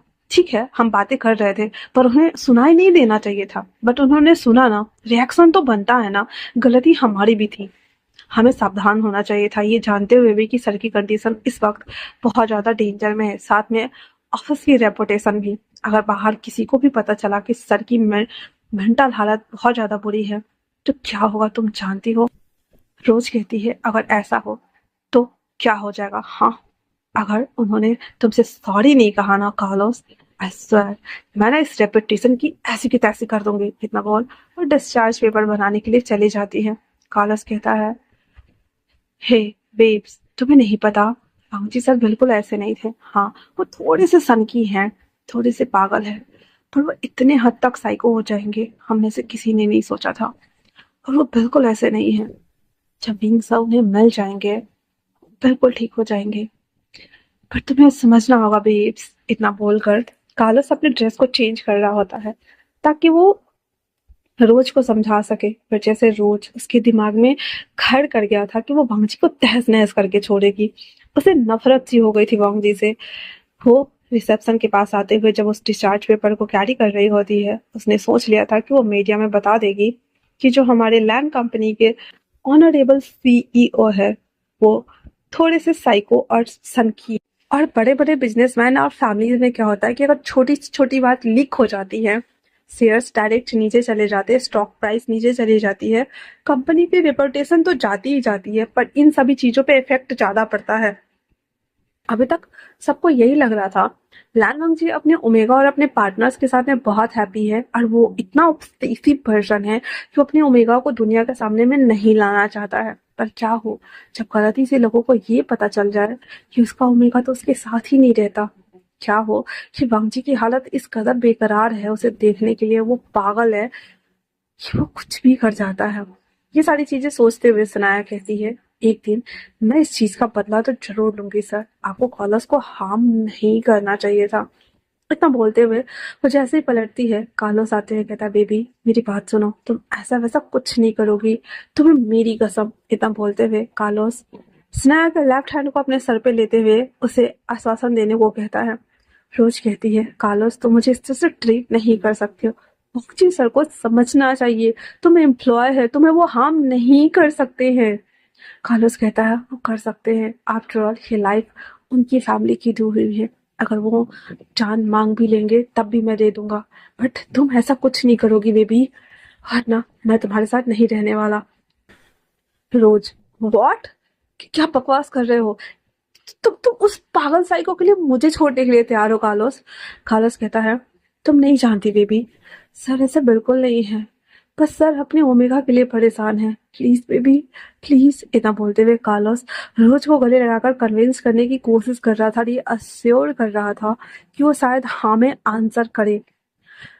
रोज क्योंकि फंस चुकी थी कार्लोस के इमोशन और फीलिंग्स के बीच में, दैट्स व्हाई वो ना चाहते हुए भी फिलहाल के लिए वो कहती है, हाँ फिलहाल के लिए मैं उसे छोड़ रही हूँ, पर अगर नेक्स्ट टाइम से उसने ऐसा कुछ किया, मेरे पास बस 2 सेकेंड होंगे और पूरा न्यूज़ फोरम साइट पे होगा, और तुम जानते हो उसके बाद क्या होगा। मुझे इस चीज के लिए कोई पश्चाताप नहीं होगा, मैं कोई पछतावा नहीं करूंगी कार्लोस। चलो चलते हैं। इतना बोल रोज और कॉलेज जब ऑफिस आते हैं तो क्रिस कुछ एम्प्लॉय सबके साथ में ऐसे खड़ा होकर के उसे डिस्कस कर रहा होता है। उन दोनों को देखते ही क्रिस कहता है, हे तुम दोनों जाओ, 2 दिन का लीव दिया है मैंने। कॉलेज कहता है, बट सर मुझे काम करना है। क्रिस कहता है, हे एवरीथिंग इज ओके ना, और एक्चुअली में वांगजी सर इंजर्ड है, तो अभी फिलहाल से कोई एक्स्ट्रा काम हम नहीं करने वाले हैं। इतना सुनना हुआ ही था तो वो कहता है, क्या कहा आपने? कहता, वांगजी सर इंजर्ड है, और कल रात को उनके पूरे हेड में कांच चुभ गया था। रोज अपने हाथों को क्रॉस करते हुए कहती, अच्छा हुआ, मर जाते तो बेहतर रहता। क्रिस उसको ऐसे एकदम गला दबा देता है, एंड देन उसे ऐसे ऐसे होता है सफोकेटेड फील करवाना। कार्लोस कहता है, sir sir please sir, please sir. Chris कहता है, क्या बकवास कर रही हो? हाँ, क्या बकवास कर रही हो तुम? तुम्हें पता है कि तुम क्या बोल रही हो? तुम जानती भी क्या हो उनके बारे में? वो खुशू चैट प्रिंस सेकंड हायर है वो। तुम्हें कहाँ मालूम कि वो क्या है। तुम्हें उनका पागलपन दिखाई देता है, पर किसके लिए है वो दिखाई नहीं देता है। हाँ, उनके पीछे कितनी बड़ी सत्ता है और वो क्या किस तरह से काम करते तुम कुछ नहीं जानती हो। अगर आइंदा से वांगजी सर के बारे में कुछ भी बकवास करने की कोशिश किया ना, इस विंडो से बाहर फेंक दूंगी। जो कि हमारा क्रिस और कार्लोस जिस फ्लोर पे थे वो 48 फ्लोर था, और क्रिस उसको धमकी दे रहा था कि तुमको यहाँ से ना नीचे फेंक दूंगा। कार्लोस उसे हाथ हटाने की कोशिश कर रहा था, पर क्रिस, जो कि वांगजी के जैसा तो नहीं पर वांगजी की तरह ही एक डोमिनेटिंग अल्फा था, दैट्स वाई उसके पावर भी बहुत ज्यादा स्ट्रांग थे। जब रेंडेन, जो कि एचआर टीम की हेड थी, वो जब एक एम्प्लॉय को समझाते हुए आ रही थी क्रिस को, ऐसे सिचुएशंस पे देकर भागते आती थी, Chris Chris Chris Chris what happened, छोड़ो उसे, क्रिस क्रिस रोज मर जाएगी, क्रिस क्रिस क्रिस, अरे तब बोलकर उसे मारते हुए हाथ हटाने की कोशिश कर रही थी, पर क्रिस इतना ज्यादा गुस्से में था। हालांकि क्रिस खुद कॉलर बोन पहनता था, दैट्स वाई फेमस बहुत कम आ रहे थे, वरना अब तक तो सारे एम्प्लॉय बेहोश हो चुके होते। रेन कहती है, तुम्हें मेरी कसम क्रिस, छोड़ो उसे। क्रिस अपने हाथ हटाकर रेनन को देखते हुए कहता है, I will kill you Renan, I will kill you both. इतना बोलकर वो दांत पीसते हुए चला जाता है। रेनन अपने कमर पे हाथ देते कहती है, हाँ हे व्हाट व्हेन गाइस। हाँ, कार्लोस कहता है, मैम एक्चुअली में रोज की गलती है, उसने वांगजी सर के बारे में ऐसा बोला था। रेनन कहती है, are you sick of mind. हाँ डैम इट, तुम जानती क्या हो उनके फैमिली और उनके बारे में, बस यही कि वो पागलोपन वाली हरकतें कर रहे हैं, पर क्यों कर रहे हैं तुम्हें वैलिड रीजन तक पता नहीं है। रोज, मैं लास्ट वार्निंग दे रही हूँ, जिस चीज के बारे में अगर तुम्हें डिटेल में पता ना होना, बिना सोचे समझे किसी भी कंक्लूजन पे मत कूदा करो, क्योंकि जो चीज कभी कभी दिखती है एक्चुअली में वो होती नहीं है, ओके ना। और जो नहीं दिखाई देता वो सरफेस पे बाद में आती है, that's why I warn you. इतना बोल रेनन क्रिस के पीछे भागती है। क्रिस ऐसे आकर के विंडो पे ना हाथ मार रहा होता है, क्योंकि उसे बहुत गुस्सा आ रहा था, बहुत ज्यादा गुस्सा आ रहा था, बहुत ज्यादा। वो हाथ मार रहा होता है। रेनन उसके पीछे खड़ी थी, उसे पता है कि गुस्से में वो क्रिस से बात नहीं कर सकती है, जस्ट लाइक वांगजी का गुस्सा वैसे ही क्रिस का भी गुस्सा, temper, high temper. And then Renan कहती है, क्रिस। क्रिस कहता है, आउट, आई सेड आउट। रेनन कहती है, ओके कॉफी दूं क्या, कहता है नहीं। रेनन कहती है, जब जब तुम्हारा दिमाग ठंडा हो जाए जी सर को ही रिपोर्ट दे देना। इतना बोल वो पेपर वहां रख देती है और रेनन वहां से चली जाती है, क्योंकि उसे पता है वो क्रिस को इस वक्त ना ही बात कर सकती है, ना ही समझा सकती है, ना ही हैंडल कर सकती है। वहीं दूसरी तरफ वांगजी, जिसको सफोकेशन फील हो रहा था, क्योंकि वो विंग के बारे में सोच रहा था और विंग इसके बारे में सोच रहा था, दैट्स व्हाई वांगजी अपने टाई को ढीला करते हुए वॉशरूम आता है। वो भी पानी को बहुत सारा छींटा मारने के बाद खुद के आईने में देखते हुए कहता है हंसते हुए, ये एहसास तुम्हारा है ना, क्योंकि हम दोनों बॉन्डेड है ना वी। हम, कोई यकीन करे ना करे, सबको लगता है कि तुम मर चुके हो सिवाय मेरे। और वो अपने चेस्ट पे हाथ रखते हुए पोक करते हुए कहता है, ये जो फीलिंग्स है ना, ये सच में बड़ी गंदी फीलिंग्स है, क्योंकि मुझे पता है कि तुम्हें भी पता है कि मैं तुम्हारे बारे में सोच रहा हूँ और तुम मेरे बारे में। I like you baby, I like you so much my sweet heart, I like you. बस वेट करो, जिस दिन तुम मुझे मिले ना, मैं वापस से तुम्हें कैद कर दूंगा, एक सोने का पिंजरा बनवाऊंगा और उसमें डाल दूंगा, जहां से तुम कभी वापस नहीं आ सकते, कभी नहीं आ सकते। तुम्हें बहुत शौक है ना भागने का, उस पिंजरे में कैद करके तुम्हें मैं इतना भगाऊंगा ना कि तुम उस सोने के पिंजरे से कभी बाहर नहीं आओगे, कभी भी नहीं। हालांकि बेबी, और इतना बोलते हुए वांगजी उस मिरर में एक डेविल की तरह खुद को देख रहा होता है। इतना भयंकर लग रहा था वो, अगर छोटा बच्चा देख ले तो वो सुसु बॉटी कर दे। अच्छे से पानी स्प्लिट आउट करने के बाद वो टाई को ढीला करते हुए बैठ जाता है, क्योंकि उसकी सफोकेशन कम नहीं हो रही थी। विंग, जो कि लगातार लगातार, अब ये एक पैटर्न होता है हमारे दिमाग का, एक एक बोल सकते हैं कि एक तार, एक सोचो 10 आएंगे, 10 सोचो 20 आएंगे, 20 सोचे 50 आएंगे, तो नेगेटिव सोचो तो 100 आते हैं, पॉजिटिव सोचो तो 10 आते हैं। विंग ना एक के बाद positive negative positive negative mix mix mix mixed करते हुए सोच रहा होता है। अचानक से पीछे से हमारी सनाया आते हुए कहती, हे। विंग एकदम से उछल जाता, कहता हाँ। तो सनाया कहती, आर यू ओके ना विंग। विंग कहता है, हाँ मैं ठीक हूँ सनाया। Finally thank God. हे वैसे उस पेशेंट को एक बार तुम देखना चाहोगे क्या। विंग कहता है, मैंने तुमसे कहा है ना, मुझे ऐसे किसी सर्जन वाले या ऑपरेशन वाले ऑपरेटिंग वाले पेशेंट से मत मिलाया करो। जब रेयर कंडीशन हो तब मुझे मिलाया करो, ओके ना? कहता है, वैसे मैंने तुम्हारा रिकमेंडेशन तुमसे पूछे ही भेज दिया है। रिंग कहता, व्हाट, वेट, क्या क्या किया है तुमने? स्नैक कहती है, एक्चुअली में आ, उनका फैमिली चाहते हैं कि वो जिंदा रहे, क्योंकि वो अपनी फैमिली के लास्ट किंग बचे हुए हैं। तो विंग कहता, वाओ, किंग है वो, ग्रेट। तो स्नेहा कहती है, और सब चाहते हैं कि वो बच जाए। उन्होंने आस खो दी है कि वो जिंदा नहीं रह सकते, दैट्स वाई वो टेंशन ज्यादा करते हैं। और तुम्हें तो पता है, जब स्ट्रेस और एंजाइटी बढ़ती है तो हमारी बॉडी के सेल्स खुद ब खुद मरना स्टार्ट हो जाते हैं, वो जिंदा कहाँ बचते हैं। तो विंग कहता है, तुम साइंस समझाने बैठी हो, मेन मुद्दे पर आओ।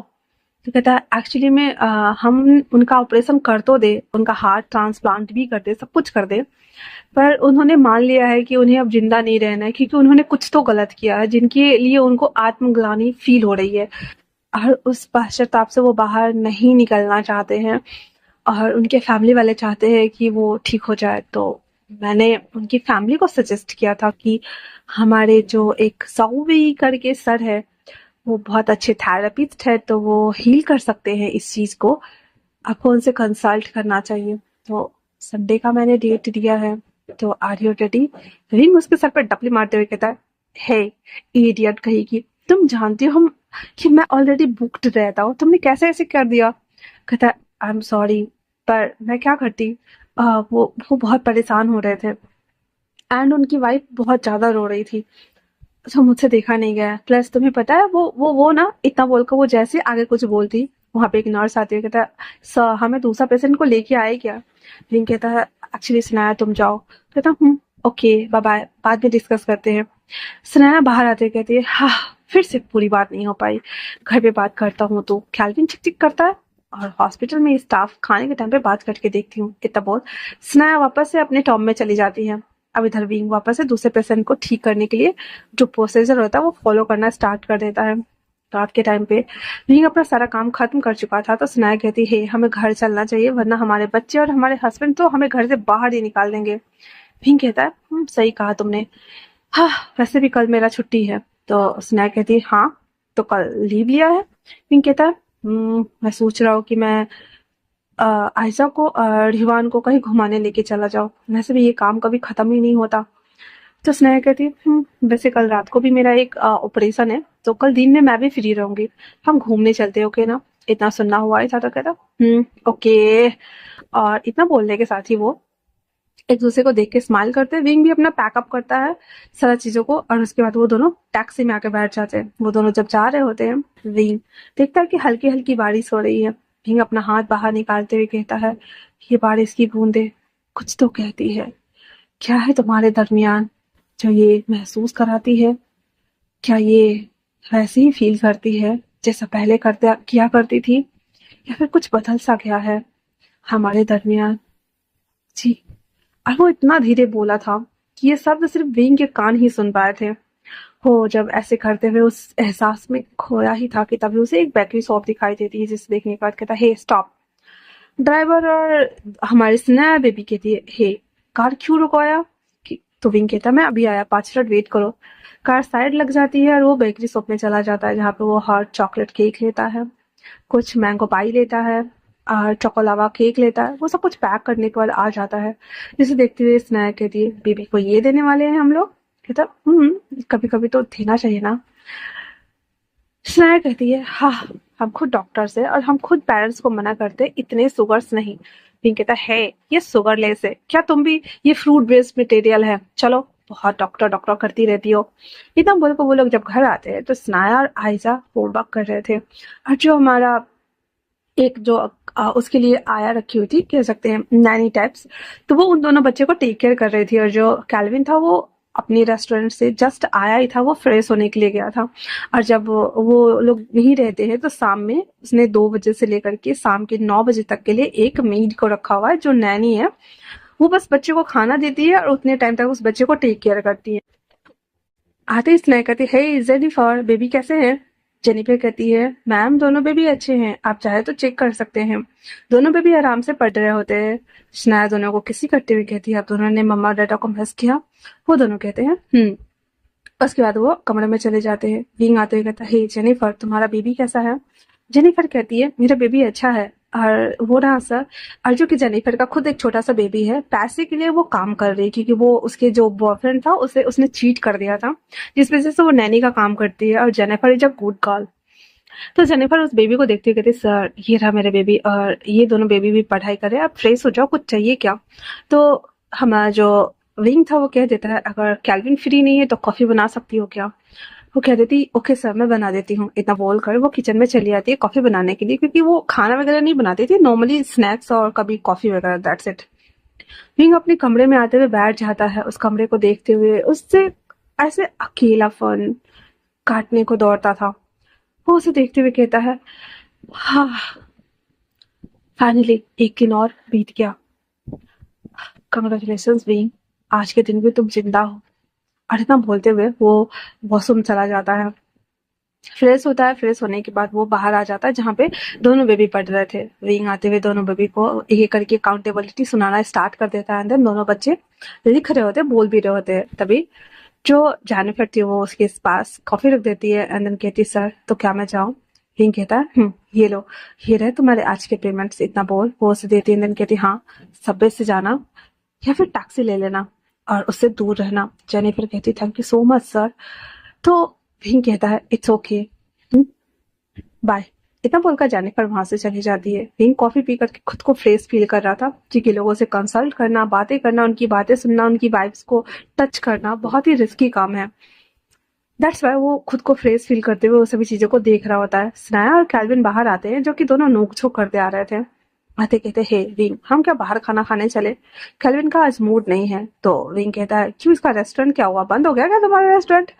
कैल्विन कहता है, हे क्यों मेरा रेस्टोरेंट क्यों बंद होगा? वैसे अगर नहीं जाना कहीं और तो चलो मैं बुक कर लेता हूँ, हम वही खा के आते हैं। वैसे लास्ट नाइट होने वाले हैं 10 AM और 11 AM। हाँ हो जाएगा चलो। तो चले कहते ठीक है। सारे बच्चे जल्दी जल्दी से अपना बैग पैक करते हैं। विंग भी अपना वॉलेट लेता है, बेबी को गोद में लेता है और सभी लोग रेस्टोरेंट के लिए निकल जाते हैं। रेस्टोरेंट जाने वक्त आइजा और जो हमारा युवान था वो थोड़े बहुत चैटिंग कर रहा होता है, जिनकी बातें वो लोग सुन रहे होते हैं। जहाँ पे आयशा कहती है, मम्मा आपको पता है मेरे साथ स्कूल में क्या हुआ? एक लड़की ने मेरे को बुल्ली करने की कोशिश की, तो फिर मैंने आयवान भैया को बताया। फिर आयरन भैया आए और उसे बहुत डांटा, फिर हमने टीचर से उनकी शिकायत भी कर दी। सारे बच्चे बोल रहे होते हैं। तो विंग कहता है, आप लोगों को ऐसा नहीं करना चाहिए, है ना? ईमान कहता है, आई एम सॉरी डैडा, मेरी वजह से आपको परेशानी होगी क्या? विंग कहता है, अगर हुई तब का तब देखेंगे, बट फिलहाल से नहीं हो रही है ना, तो चलो। हाँ पर ध्यान रखना, ओके ना? मतलब मैं तो बस लिटिल सिस का ध्यान रख रहा था। लिटिल सिस उसे कोई ट्रबल नहीं कर सकता ना। अगर हम ट्रबल्स में हुए तो हम ही एक दूसरे की हेल्प करेंगे ना डैडा। फिर कहता है इतना बोल कर वो लोग रेस्टोरेंट आते हैं, जहाँ पे वो बैठा हुआ था। और कैल्विन खुद अंदर जा करके अपने लिए और इन सब के लिए जो खाना था वो सब देखता है, एंड देन बोलता है, इसे लेकर के आ जाओ, बट आराम से बना कर लेके आना। फिर वो लोग वहां पे आके बैठ जाते हैं, जहाँ पे आयजा कैल्विन से कहती है, डैड यहाँ पे आपको ना एक छोटा सा ना एक एक एक स्टैचू रखना चाहिए, जहाँ पे बच्चे बोर ना हो, गेम पार्लर टाइप से। अगर उन्हें मन करे तो वो खेल सकते हैं। कैल्विन कहता है, यार आई बेबी हम लगा तो दे, बट पेरेंट्स के साथ तो बहुत सारे बच्चे आते हैं, अगर एक बच्चे चढ़ जाएंगे दूसरे नहीं चढ़ेंगे तो तुम्हें नहीं लगता कि वो बच्चे थोड़ा सा रोने लगेंगे? तो कितने सारे बच्चे के लिए बनाओ?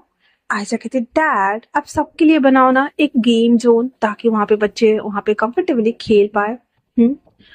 तो केल्विन कहता है, that's right baby, I think से मुझे इस पर विचार करना चाहिए। वो कॉर्नर वैसे भी खाली पड़ा हुआ है, तो मैं उस कॉर्नर को रीडेकोर कर दूंगा। Love you baby. इतना बोल करके वो लोग एक दूसरे के साथ चैटिंग करने में लगे हुए थे। विंग इस छोटी सी चैटिंग को देखते हुए बहुत खुश था, क्योंकि उसे वो वापस से वो पुराने दिन याद आ गए थे, जहाँ पे वो जब बच्चों को पढ़ाया करता था। तब वो बच्चे के बीच ऐसे ही रहा करता था, जहाँ पे बच्चे एक के बाद एक नई चीजों को इन्वेंट करने के बारे में बोलते, अपने अपने थॉट रखते, अपने अपने सजेशन को रखते। और विंग सबको डांट लगाया करता था और उसे इनकरेज भी किया करता था, उसे उस लेवल पर बूस्ट करता था ताकि वो अपने सपनों को पूरा कर सके। तो आज हमारा विंग है वो केल्विन और सनाया के साथ में आयजा और ईवान को लेकर के रेस्टोरेंट आया हुआ था, जहाँ पे आयजा अपने पापा से शिकायत कर रहे थे कि डैडा, उस कॉर्नर में हमें ना गेम पार्लर छोटा सा बनाना चाहिए, ताकि अगर मेन्यू आने में टाइम लगे तो हम बच्चे खेल सकें, जो कि वो दोनों बोर हो रहे थे। ईवान भी हाँ में हाँ मिलाते हुए कहता सही कहा है ना डैडा।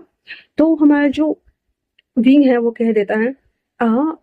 आयजा और ईवान बोले वो गलत हो सकता है क्या। इतना बोलते हुए वो नोट स्लाइड कर देता है, देन कहता है बेबी बस कुछ मिनट और खाना आ जाएगा, एंड देन आप खा सकते हो, ओके ना। आयजा कहती है डैड इतना देर क्यों लग जाता है। उसके डैड कहते हैं बेबी ऑर्डर क्या है, वो आएगा, फिर खाना गर्म होगा, बनेगा, उसके बाद आएगा ना। आपको लगता है कि ये सभी चीजें इजी टू प्रोसेस वाली है? नहीं ना, वक्त लगता है, इसलिए कूल, ओके ना। इतना बोल करके और वो सब वहां पे बैठ के फिर बात कर रहे होते हैं। तभी सनाया कहती है वैसे भी एक्चुअली मैं उस पेशेंट के बारे में। तभी कैल्विन कहता है सनाया प्लीज स्टॉप, ओके ना।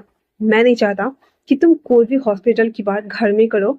यहाँ पे हम क्वालिटी टाइम स्पेंड करने आए हैं, और अगर तुम्हें यही करना है तो मैं जा रहा हूँ। इतना उठना हुआ था तो विंग कहता है रिलैक्स्ड, कोई कहीं नहीं जाएगा। और सनाया प्लीज हम हॉस्पिटल की बात हॉस्पिटल में कर लेंगे, यहाँ हम कुछ नहीं करने वाले हैं। सनाया उसे देखते हुए कहती है हे कैल्विन, तुम गुस्सा क्यों कर रहे हो। बस एक पेशेंट के बारे में हमें डिस्कस करना था, दैट्स वाई मैं ये बातें कर रही थी। अगर तुम नहीं चाहते तो हम नहीं करेंगे, इट्स ओके, चल बैठ जाओ। और आई एम सो सॉरी इतना बोल करके और वो उसे सॉरी कर देता है। कैल्विन जो कि गुस्सा हो गया था एंड देन कहता है प्लीज अपने प्रोफेशन को ना अपने घर पे ही रखा करो या हॉस्पिटल में रखा करो। मुझे देखो, मैं भी तो एक सेफ हूं ना, जब मैं घर आकर के खाने पीने की बातें कर रहा हूँ, नहीं कर रहा हूँ ना।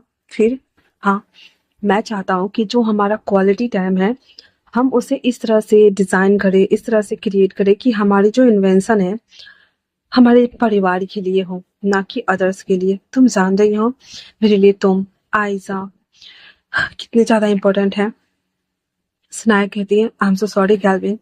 कैल्विन कहता है इट्स ओके, आप बैठ जाओ। उसके बाद वो सब बैठ गए हुए थे एंड देन वो एक सर्वेंट्स को बुलाकर पूछता है कि कहाँ तक खाना बन चुका है। वो सर्वेंट्स बोल देते सर बस 10 मिनट्स और आ जाएंगे। जब केल्विन कहता मैं आ रहा हूँ, तब बोलकर वो उन दोनों को रिलीव देते हुए वहां से चला जाता है।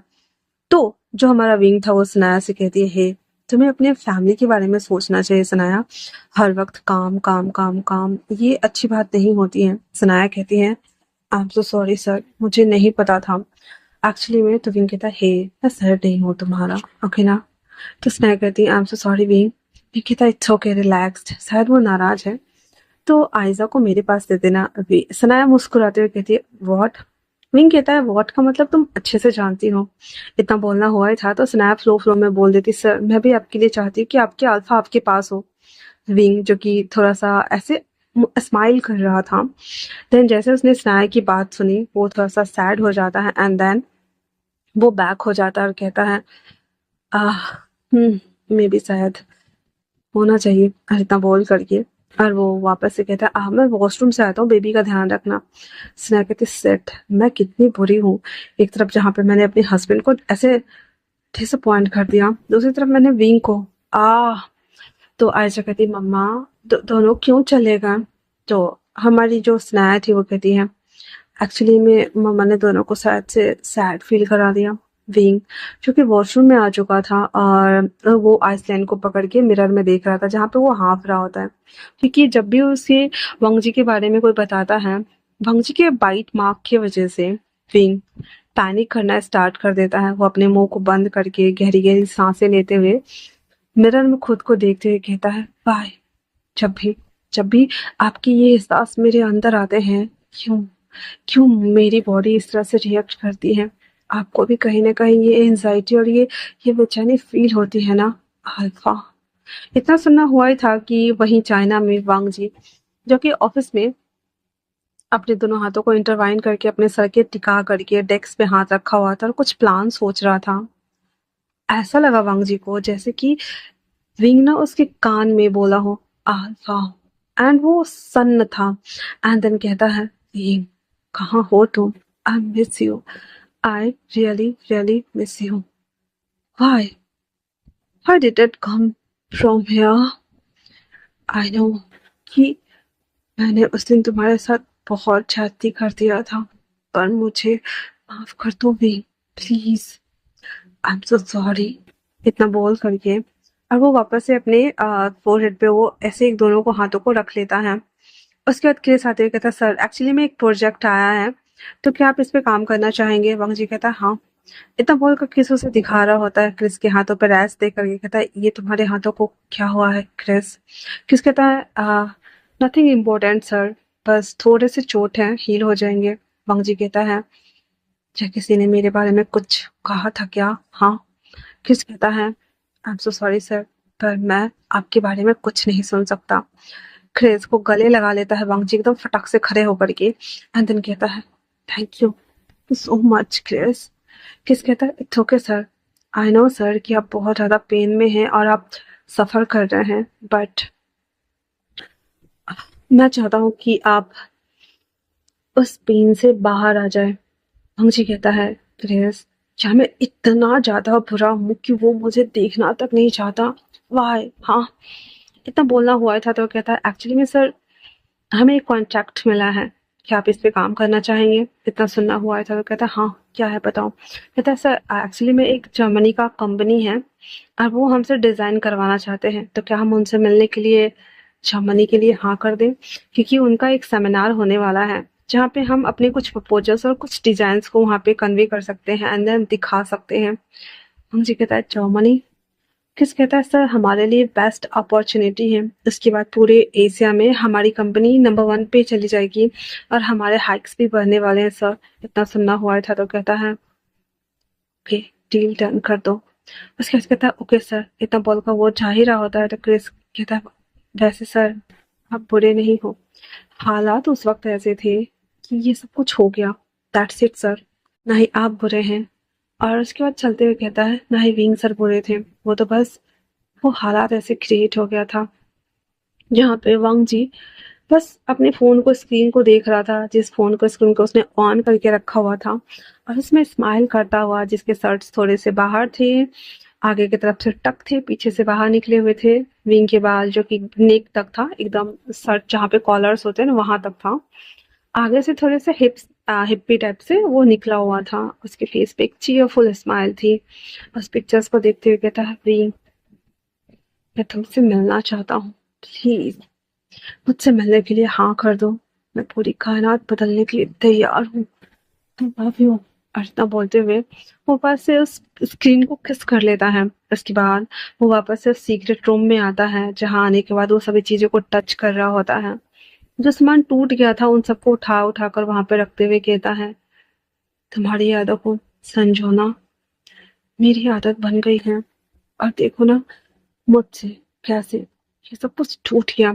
और वांग जी को जब ये फोबिया होता है उसके बाद वो हमेशा भूल जाता है कि ये फोबिया, वांग जी को पता है कि उसे एक फोबिया है जिसमें बॉडी ऑर्गन्स ना बहुत ज्यादा स्ट्रांग हो जाते हैं, बट उस फोबिया में वो क्या क्या करता है उसे ये तक पता नहीं है, दैट्स वाई वो उसे कुछ आइडिया नहीं है एंड वो बस वो सबको भूल जाता है।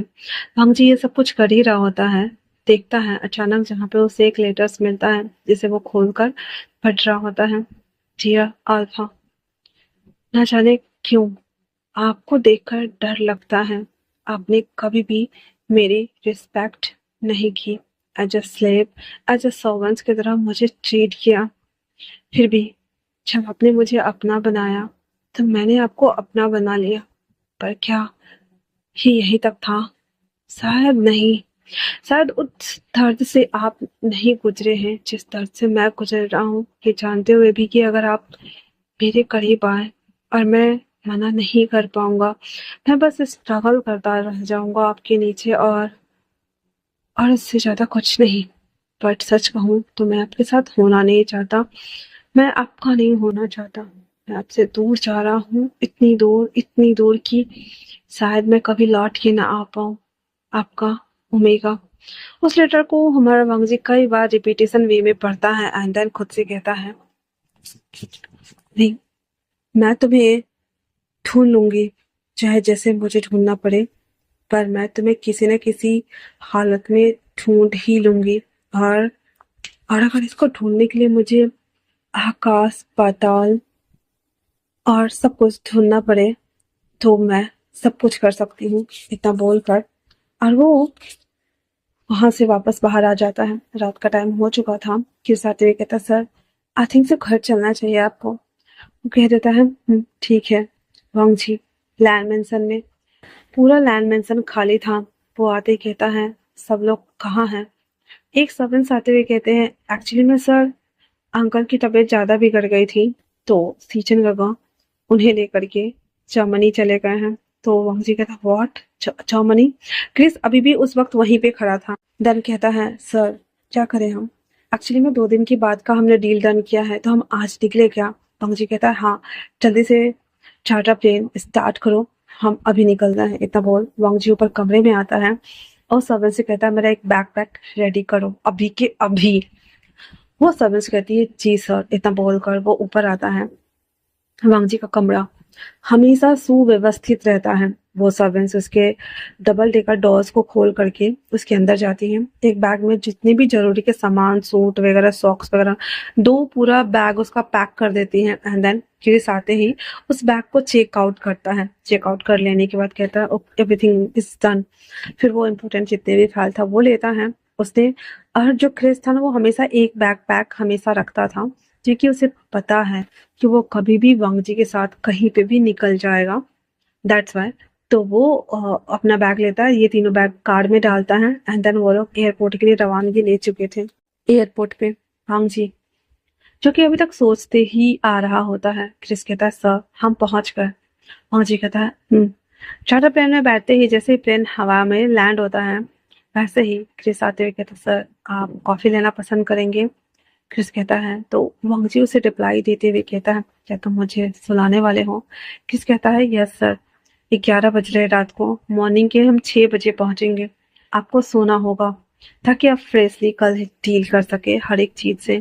वांग जी कहता है, क्रिस कौन है मुझे बताना जरूरी नहीं समझा कि वो जर्मनी जा रहे हैं? क्रिस अपने मन में कहता है, सर एक्चुअली में आपको फैमिली वाले से कोई मतलब। फिर वो कहता है, इट्स ओके सर, आप सो जाइए। किस कहता है, ठीक है। इतना बोलने के साथ ही वांग जी अपनी आईज क्लोज कर लेता है। जैसे ही वांग जी आईज क्लोज करता है, वापस से एक हसीन सपने में खो गया था जहाँ पे एक लड़का वापस से सी साइड वाले किनारे एक ऐसे ना चबूतरा बना हुआ था। वहां पे बहुत सारे बच्चे थे जो कि 2-3 बेंच पे ना आराम से बैठे हुए थे। वो लड़का मुस्कुराते हुए वहां पे उसे पढ़ा रहा होता है कुछ मैंडेरियन लैंग्वेजेस को एंड देन उसे मोटिवेट कर रहा होता है हर एक नए चीजों को इन्वेंट करने के लिए। वो बस देखने में एक छोटी सी खुली जगह में लेने वाली एक ट्यूशंस लग रही थी, पर वो लड़का एक अच्छा कैलियोग्राफी भी था। एंड देन वो डिजाइन करके बनाना बता रहा होता है। सारे लोग उसे एंजॉय कर रहे होते हैं। वहीं पे हमारा लैंडमार्क जी ऊपर जो एक ब्रिज बना हुआ था उस ब्रिज से खड़ा होकर के उस लड़के को देख रहा होता है। उसके दोनों हाथ पॉकेट में थे और उसके चेहरे पे एक खूबसूरत सी स्माइल थी जिसे देखने के साथ ही कोई कह सकता है कि हाँ, सामने वाला शख्स उसके प्यार में गिर चुका है। एंड देन कहता है, बहुत जल्द हमारी मुलाकात होगी।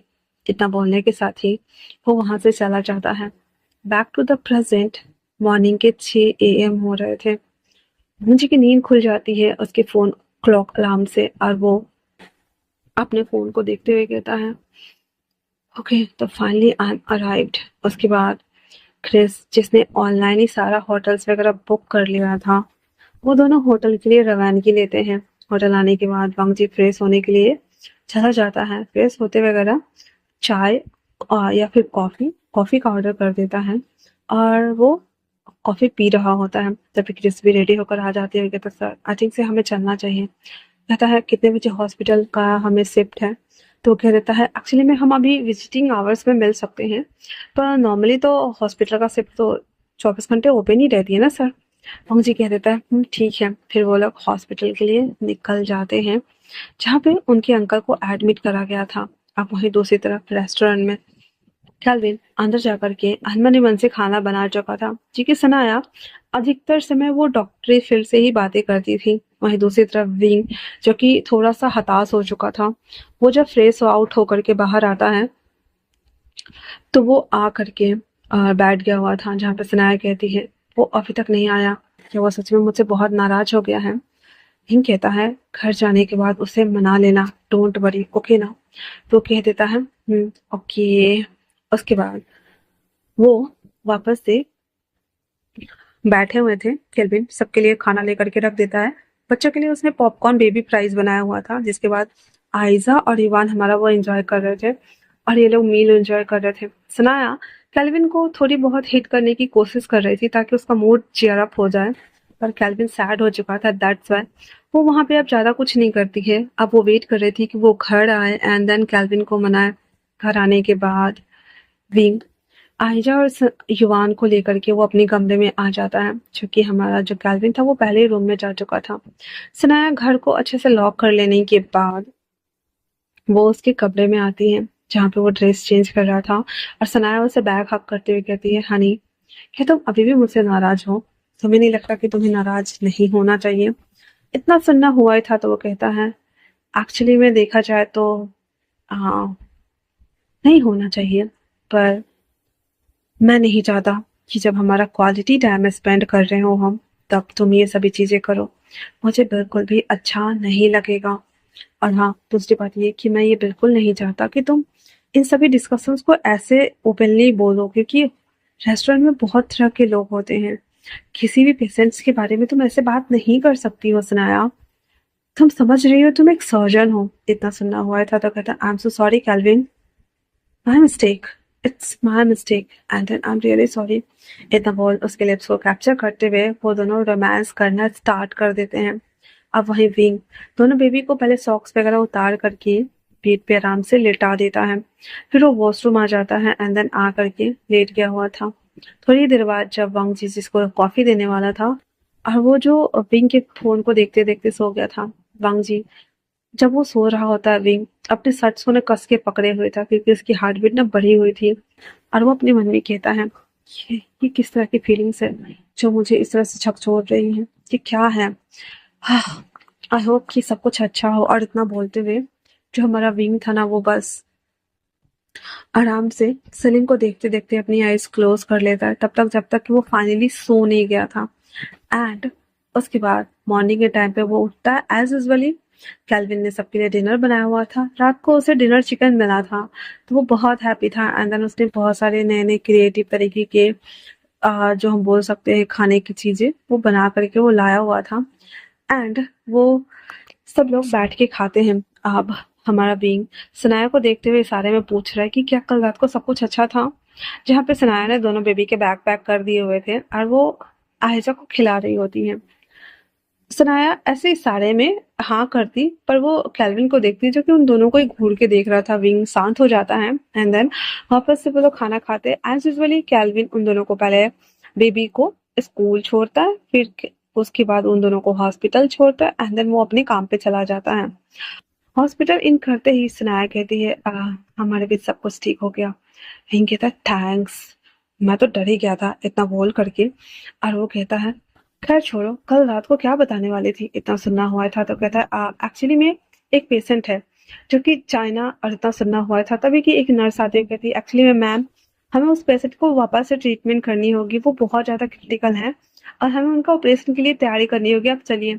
सुनाया कहती है विंग में बाद में बताती हूँ, इतना बोल सुनाया वहां से भाग जाती है। और जैसे मानो विंग के पैरों तले ना बर्फ आके रख दिया है किसी ने, और वो उस बर्फ के नीचे जमीन में चिपक सा गया है। विंग कहता है क्या कहा तुमने? चाइना? चाइना से कौन हो सकता है? चाइना की यादें इतनी बुरी है मेरे पास कि मैं सोचना भी नहीं चाहता। सुनाया मैं मैं अपने पास्ट को भूल जाना चाहता हूँ। मैं उन लम्हों को नहीं जीना चाहता। मैं उस यादों में नहीं जाना चाहता। मैं मैं उस सबको नहीं याद करना चाहता। सुनाया टेल मी कि कोई ऐसा है जो जो मेरे भरे चुके जख्मों को फिर से कुरेद दे, फिर से मुझे उस यादों में धकेल दे। मुझे नहीं जाना वहां, मुझे नहीं जाना। तभी विंग की जो असिस्टेंट था नाते कहता सर सर सर। कहता हाँ हाँ हाँ हाँ। तो कहता एक्चुअली में सर हमें अंदर चलना है। कहता ठीक है, मुझे ले चल सकती हो क्या? कहती यस सर। इतना बोलकर विंग को पकड़े हुए थे बैक से, क्योंकि विंग की बॉडी फिर से नम हो रहे थे। इससे पहले कि उसे फोबिया का अटैक आए, वो गिर के बेहोश हो जाए, वो धीरे धीरे करते हुए अपने कैबिन में आके बैठ जाता है, जहाँ पे स्नाया ऑलरेडी ओटी रूम में आ चुकी थी। उसकी इस कंडीशन को देखने के बाद कहती, सेट सर हम ये हैंडल नहीं कर पाएंगे, हमें एक्चुअली में विंग सर की हेल्प लेनी होगी, और आपको भी पता है कि वो एक हीलर डॉक्टर है और वो कर सकते हैं। वो जो सर्जन डॉक्टर था, हालांकि उसे विंग पे इतना यकीन तो नहीं था, पर हाँ, जितने भी वॉस से वॉस कंडीशन में विंग ने ऑपरेशन किया था, हर बार मतलब ऐसा लगता था कि 10% चांस है कि वो शख्स बच जाएगा, पर विंग के ऑपरेशन करने के बाद वो शख्स हमेशा हमेशा बचता था और उसकी लाइफ लाइन भी बढ़ जाती थी। दैट्स व्हाई वो कहता है मिस्टर वेद से संपर्क करो और बोलो इमरजेंसी के लिए रेडी होकर के आ जाए। इतना बोलना हुआ था तो कहता है इतना बोलकर वो चला जाता है विंग को बोलने। अब इधर हमारा जो वांग जी की तरफ से हम वापस से चलते हैं, यहाँ तक वापस रिटर्न आएंगे, ठीक है ना। वांग जी जैसे ही वो वहां से निकला, वो डायरेक्ट हॉस्पिटल आता है। विजिटिंग आवर का कार्ड लेकर के वो मिलने के लिए आता है, जहाँ पे सी चैन और साथ में मेंग याओ वो दोनों उस हॉस्पिटल में थे, जिसे देखने के साथ ही सी चैन कहता, वांग जी यहाँ क्या कर रहे हो। हम चाहते कहता, अच्छा अब मैं यहाँ आ भी नहीं सकता, आप एक तो अंकल को बिना बताए यहाँ लेकर के आ गए, एक बार अब मुझे मैसेज करके बताने की जरूरत तक नहीं हुई आपकी, जहमत नहीं उठाई। मेंगा कहता है, वांग जी हमें तुमसे कोई दुश्मनी नहीं है, ना ही तुमसे बात करनी है, और अपने बड़े भाई से इस तरह से बात मत करो। वांग जी कहता, और रियली पूरे फसाद की जड़ तो आप ही है ना। इसलिए stay away for my life, and then ये हमारा फैमिली डिस्कशन है, तो आप दूर रहिए। सीजन आते हुए कहता है, क्या बकवास कर रहे हो, he is my husband, he is my omega, और अगर तुम इसे बात करोगे तो यहाँ से चले जाओ, क्योंकि मुझे तुमसे कोई बात नहीं करनी है, ध्यान वांग जी। और दूसरी बात की, तुम्हें लगता है कि तुम सच में हमें अंकल को फैमिली मानते भी हो, तुम्हें अपने आप से फुर्सत ही नहीं मिलती, अपने आप को देखा है कभी आईने में। हाँ, तुमसे बेटर तो वो लोग होते हैं जो अंधेरे गुफाओं में जाके सन्यासियों का जीवन जीते हैं और अपनी ऊर्जा को बढ़ाते हैं, पर तुम तो उससे भी गए गुजरे हो, क्योंकि तुम ऑफिस में पड़े पड़े रह के एक सड़े हुए मार्ड के जैसे हो गए हो, और कुछ भी नहीं। तुम्हारे अंदर बस गुस्सा नफरत यही भरा हुआ है। तुम्हारी अपनी गलती हो जैसे तुम्हारा ओमेगा तुम्हें छोड़कर चला गया, और उसके बाद तुम ये सारा रायता मचा के रखे हुए हो। क्या लगता है, हाँ कब तक छुपाने वाले थे, कब तक कब तक ये सब कुछ करने वाले हो, बताओ हमें। मुझे तुम्हारी शकल ही नहीं देखनी, निकल जाओ यहाँ से। इतना बोलना हुआ था तो वांगजी चिल्लाते के तक का, और दोनों भाई में ना हाथापाई हो गया हुआ था। अंकल जब ये देखते कहते, बस करो तुम दोनों, बस बस बस। और इतना बोलते ही हमारे अंकल की ना सांसें उखड़ने लगी थी, क्योंकि अंकल ना एकदम टेंशन ले चुके थे, और डायरेक्ट सी बात है, हम एंजाइटी या स्ट्रेस कुछ भी लेते तो डायरेक्ट हमारे हार्ट पे इफेक्ट करता है।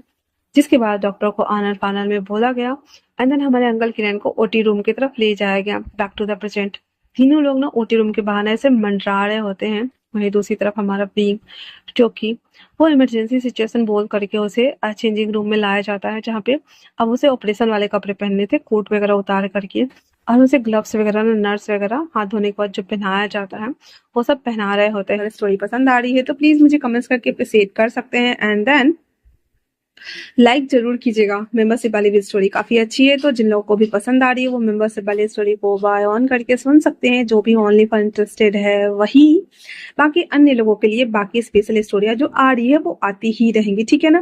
देन चलो हम स्टार्ट करते हैं, जहां हमने लास्ट पार्ट में देखा कि सी चेन और वांगजी के बीच में ऑलमोस्ट हाथापाई हो चुके थे, क्योंकि वांगजी को विंग को लेकर के कुछ उल्टा सीधा कह दिया हुआ था, जिससे कि अंकल किरण की हालत बहुत बहुत ज्यादा बिगड़ गई हुई थी, और यहाँ पे फैमिली क्लेश अलग ही चल रहा था, जिस वजह से अंकल को आनन फानन में ओटी में डाला जाता है। अब जो कि हमारी मिस सनाया मैम थी, वो जब देखती है इसकी कंडीशन इतनी ज्यादा वर्स है, क्योंकि वो पल्स मिल नहीं रहे थे, एंड देन हार्ट रेट बहुत ज्यादा बेबी बेबी बेबी बेबी कर रहा होता है। दैट्स वाई विंग सर को बोला जाता है ये ट्रीटमेंट लेने के लिए। विंग जब ओडी रूम की बाहर के लिए वो आने को तैयार हो रहा था, अब उसे ये नहीं पता था कि वो किसका सामना करने वाला है और किसका नहीं। विंग चुपचाप से अपने गॉगल्स को पहनते हुए क्रॉस करते हुए आ रहा होता है, जहाँ पे वांग जी दीवार के साइड ना ऐसे हाथ रख के खड़ा था। विंग उसके बैग से होते हुए डायरेक्ट ओडी रूम में चला जाता है। वांग जी पलटते हुए कहता है विंग, पर वो जब देखता है तो वहां पे कोई भी नहीं था, क्योंकि जब विंग आया था विंग के साथ जो नर्स आई थी वो भी अंदर चली गई हुई थी। उसे इस तरह से बौखलाता हुआ देखकर वांग जी आगे चला जाता है, और भिंगिया कहता है, हाँ तो हो गया फिर से इसका शुरू ये पागलपन। भिंगिया की बात सुनने का सीजन कहता है मेंगा वो मेरा भाई है और तुम भी जानती हो कि वो अपनी अम्मा के लिए कितना ज्यादा सेल्फ ऑब्सेस्ड है ना। मेंगा कहता है हाँ हाँ हाँ मुझे पता है, मैं कहाँ कुछ कह रहा हूँ। मैं उसका दुश्मन नहीं हूँ सीचैन, बस मुझे उसकी ये हरकतें बिल्कुल पसंद नहीं आ रही है और उसकी वजह से ये सब कुछ हुआ है, ये भी भूलो मत। इतना बोल वो ऐसे गुस्सा होकर देख रहा था।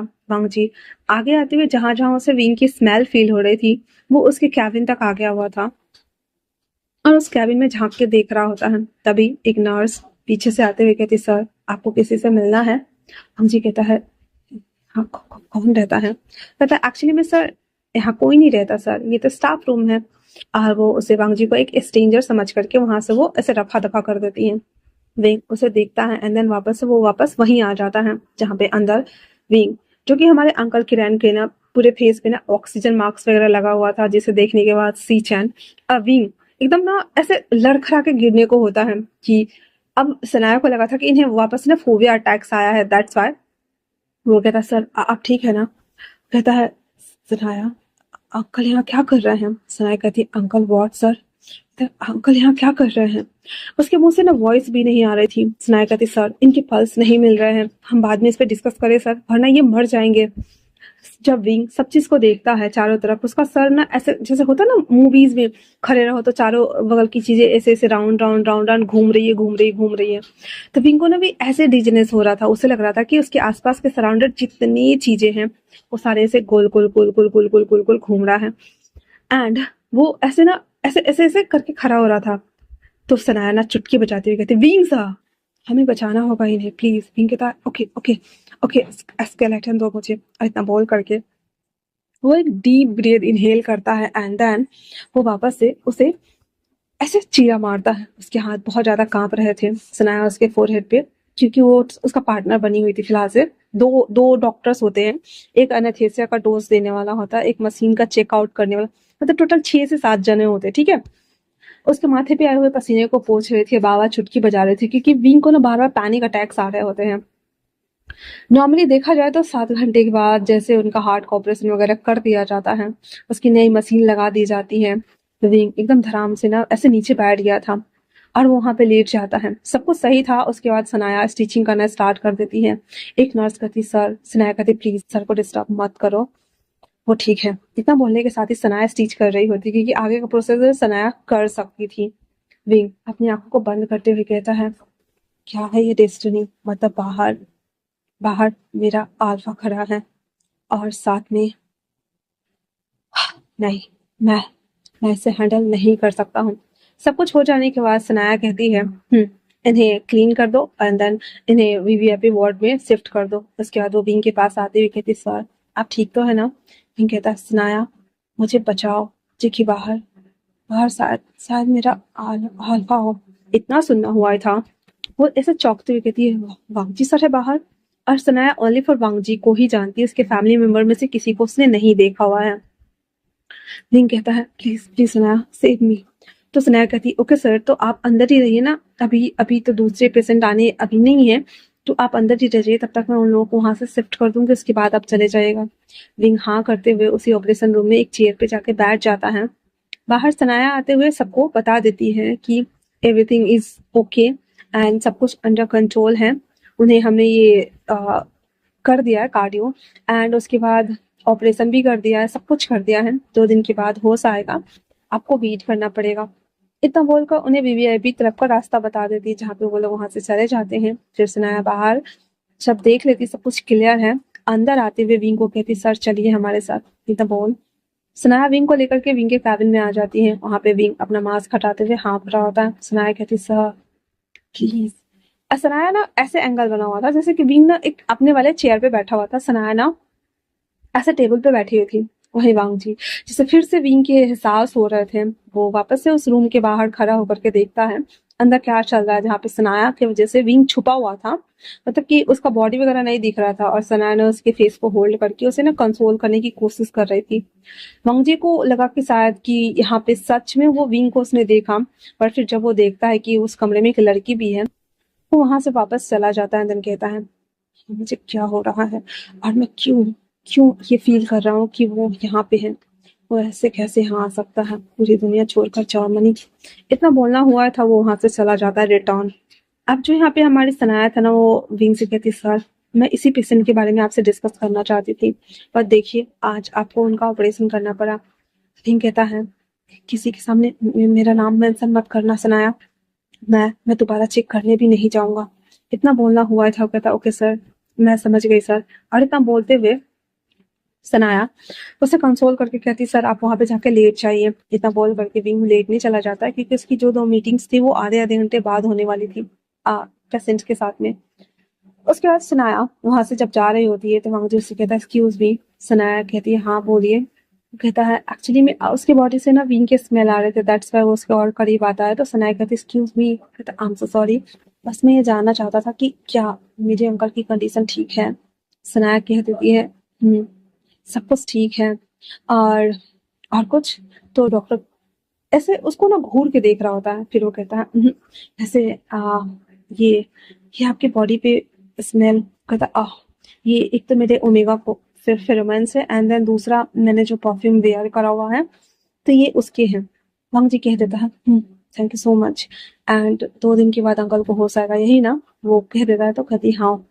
उसके बाद वांग जी उसे बस जाते हुए देख रहा था और कहता है मे भी शायद ये मेरा वहम हो सकता है कि वो यहाँ हो जबकि वो यहाँ ना हो। इतना बोलते हुए वांग जी बस उसे जाते हुए देख रहा था। अब सीन शिफ्ट होता है, दोपहर का टाइम हो चुका था। वांग जी वहां पे बैठे हुए था तो क्रिस कहता सर हम यहाँ आ ही गए हैं तो कुछ इन्वेस्टर हमारे जर्मनी में भी हैं, क्यों ना हम उनसे मिल ले और जो प्रोजेक्ट के लिए आए हम वो भी कर ले। इतना सुनना हुआ था तो कहता ठीक है कल की तैयारी कर लो। उसके बाद वो वहां पे रहता है। शाम के टाइम में विंग को एक इनविटेशन कार्ड आता है एज अ हीलर।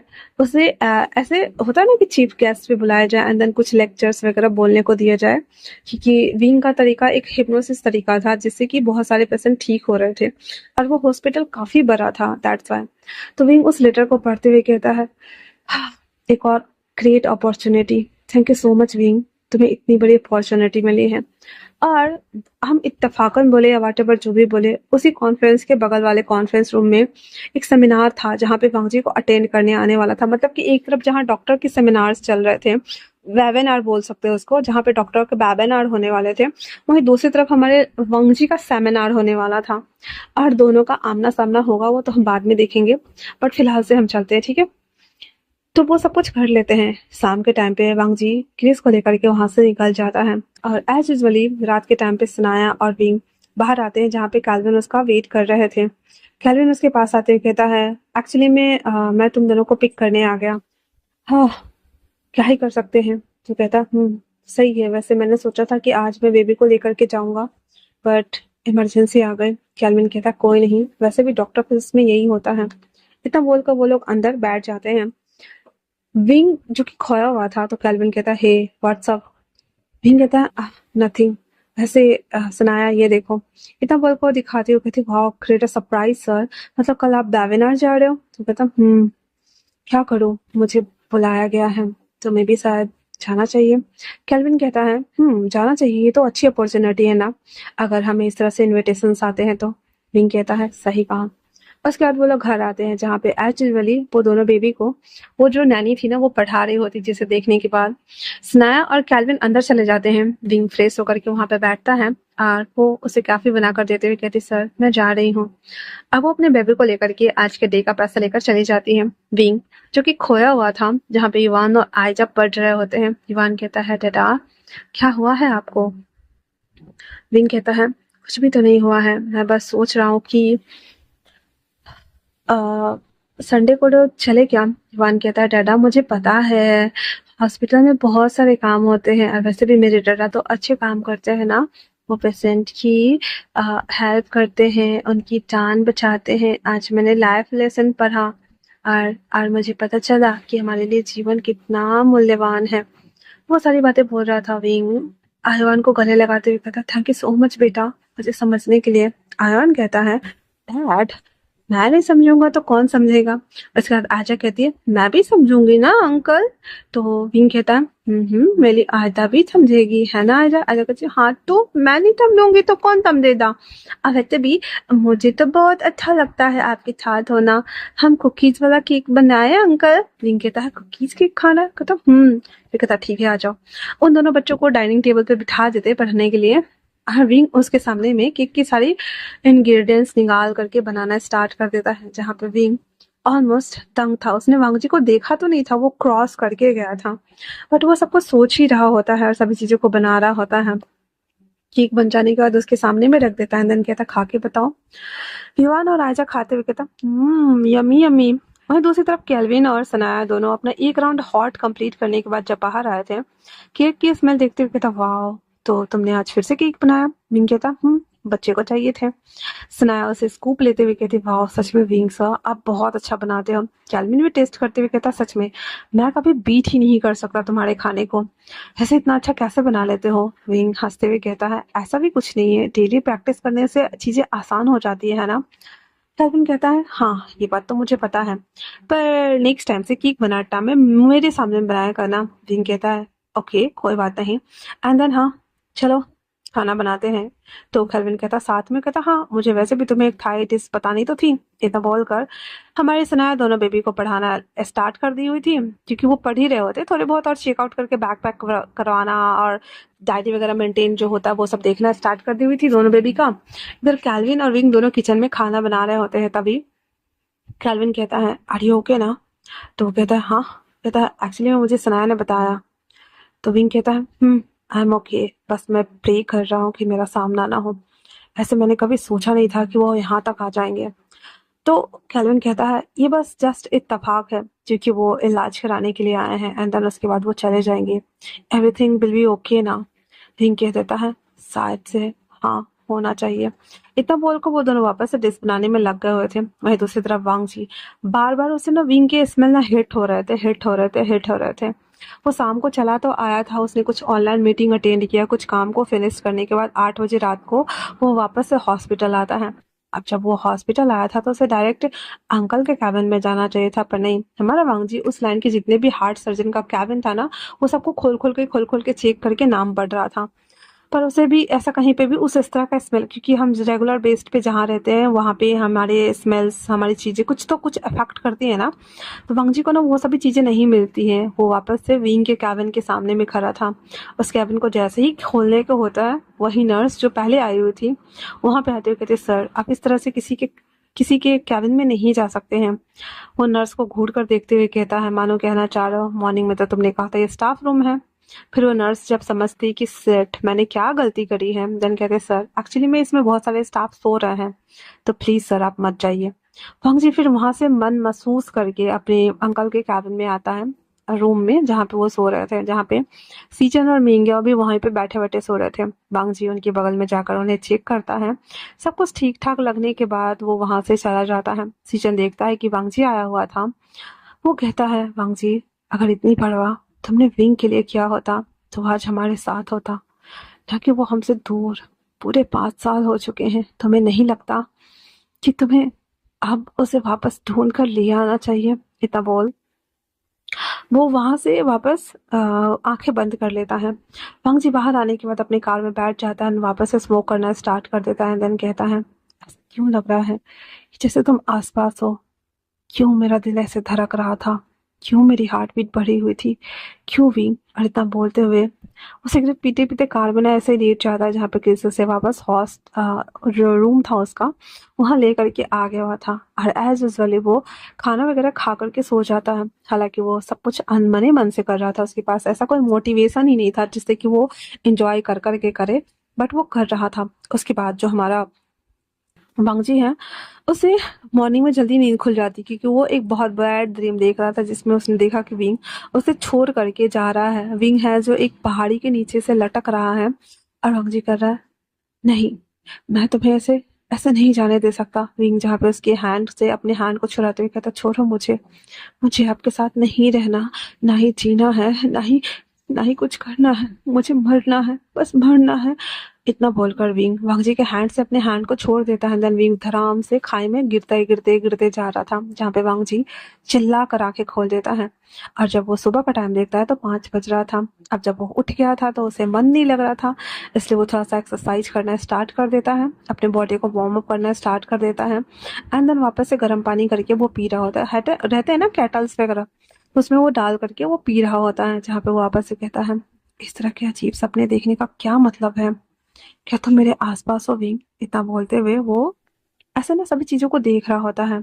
फिर अच्छे से रेडी हो जाता है, क्योंकि आज उसे वापस से सेमिनार अटेंड करने जाना था। वहीं दूसरी तरफ विंग, वो भी आज हॉस्पिटल वाले ड्रेस को छोड़ करके अच्छे से रेड कलर का एक हम बोल सकते हैं रेड रोज कलर का वो कोट वेयर करता है, और अपने ऊपर अच्छे से कॉलर बोन्स को अप्लाई करके अच्छे से परफ्यूम लगाता है, ताकि उसकी स्मेल्स ना ऐसे मर्ज ना हो सके किसी और के साथ में। उसके बाद आयवान को उठाता है, और उठाने के साथ ही कह देता है कि आंट आपको रेडी कर देगी, मुझे जाना होगा। इतना सुनना हुआ ही था तो वो कह देता है, आपको कहीं जाना है। पिंक कहता है, हाँ आयवान, आज मैं एक वेबिनार अटेंड करने जा रहा हूँ, मुझे बेस्ट ऑफ लक विश करो।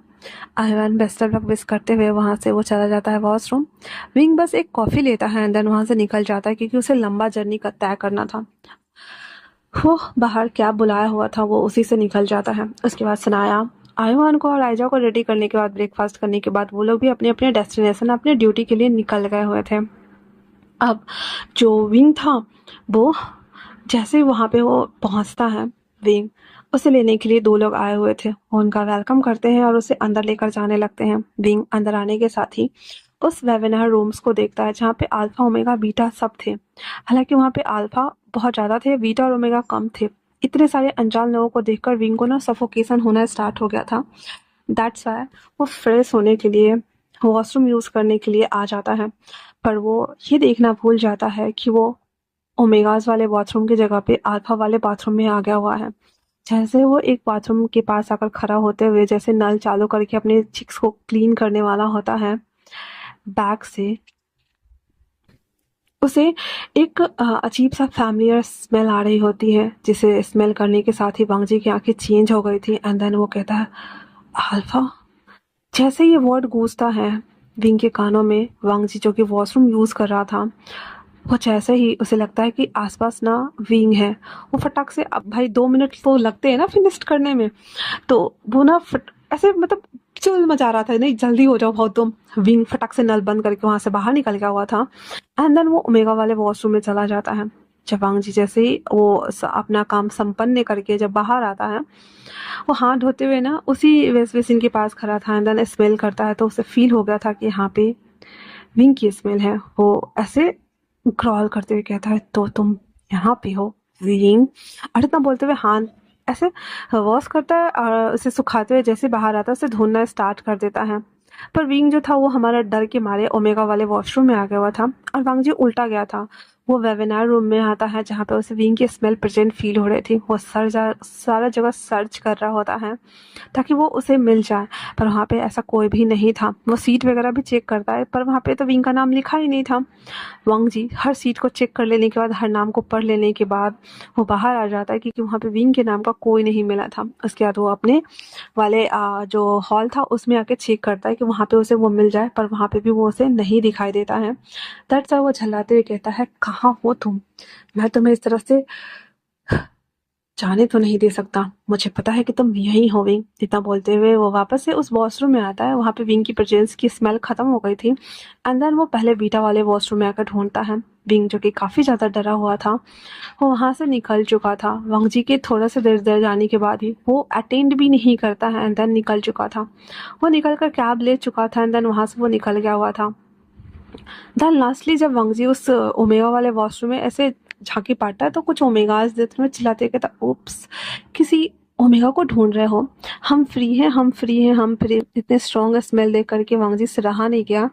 एंड देन वहाँ पे आकर वो सर्च करता है, पर सारा ऐसे ना वहाँ पे जितने भी ओमेगास थे वो उसे अंदर जाने तो नहीं दे रहे थे, बट वहाँ पे घेर के उसे पकड़े हुए थे। वांग जी कहता, इनफ इज इनफ।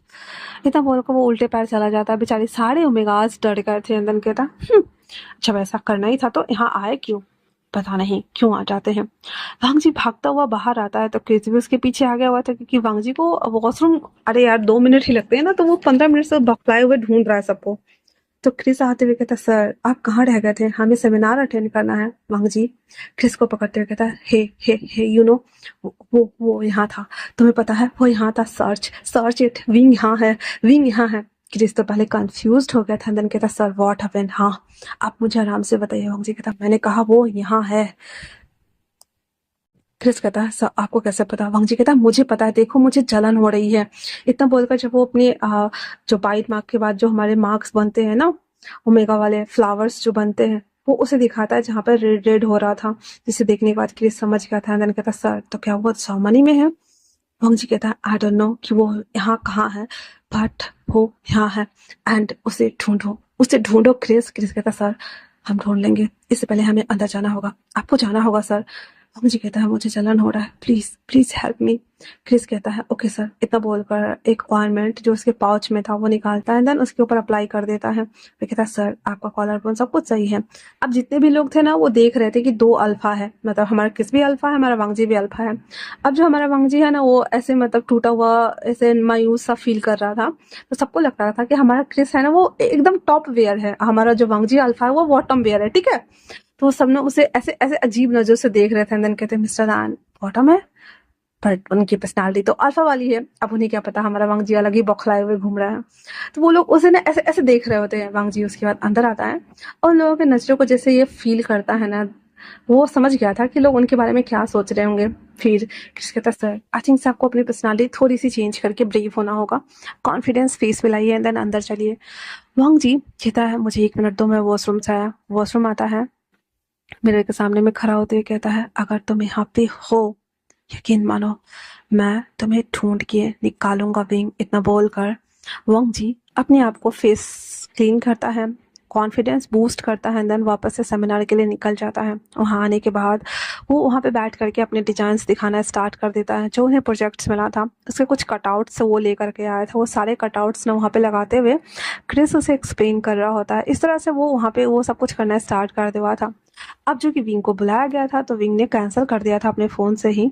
अब उधर वो लोग अलग ही बौखलाए रहे हैं कि इनको बुलाया था, वो आए क्यों नहीं, हो सकता है मे बी वो शायद बिजी हो, तो वो छोड़ देता है। पर विंग जिसकी हालत बहुत बहुत ख़राब हो गई थी कि वांग जी अग्रेसिव होता जा रहा था, अग्रेसिव होता जा रहा था, और विंग पैनिक हो रहा था, जिस वजह से वांग जी को ही ओनली फॉर जलन नहीं हो रहा था।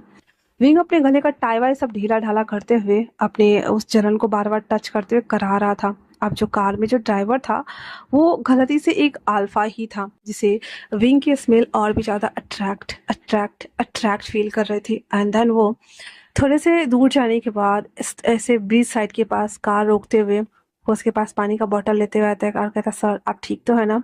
विंग जो कि बहुत ज़्यादा पेन में था, एंड देन उसके हाथ से वो पानी ले लेता है। पानी ले लेने के बाद वो कहता है, एक्चुअली में मुझे घर जाना है। वो अल्फा उसे गंदी तरीके से छू रहा था, तो विंग कहता, हे क्या कर रहे हो तुम, हाँ पुलिस को बुलाओ। मैं इतना सुनना हुआ था, तो कहता, सर एक्चुअली में यहाँ कोई भी नहीं है, अगर आप चाहे तो मैं आपकी हेल्प कर सकता हूँ, आप बहुत ज़्यादा परेशान लग रहे हैं। विंग फटक से उसे एक लात मारता है। दूसरी तरफ से बाहर निकलते हुए पुलिस कॉल करता है, जो कि ट्रैफिक पे हर 2-2 मिनट पे रहती है जर्मनी में। वो पीछे से दौड़ करके आते हुए कहता है, व्हाट हैपेंड सर। विंग ने हाथ क्रॉस करके कहता है, ये मेरे साथ मुझे अब्यूज करने की और मेरे साथ हैरेस करने की कोशिश कर रहा था। इतना सुनना हुआ था कि पुलिस वाला उस टैक्सी ड्राइवर को उस कार को पकड़ के ले जाता। विंग भी लग पराया, मैं कितने भी नशे में रहो या कुछ में भी रहो, मैं अपनी सेफ्टी तो कर ही सकता हूँ। इतना बोल कर उसे घूर कर देख रहा होता है। उसके बाद विंग दूसरी टैक्सी को बुक करता है, देन वहां से वो घर के लिए निकल जाता है। तो आज के लिए इतना ही।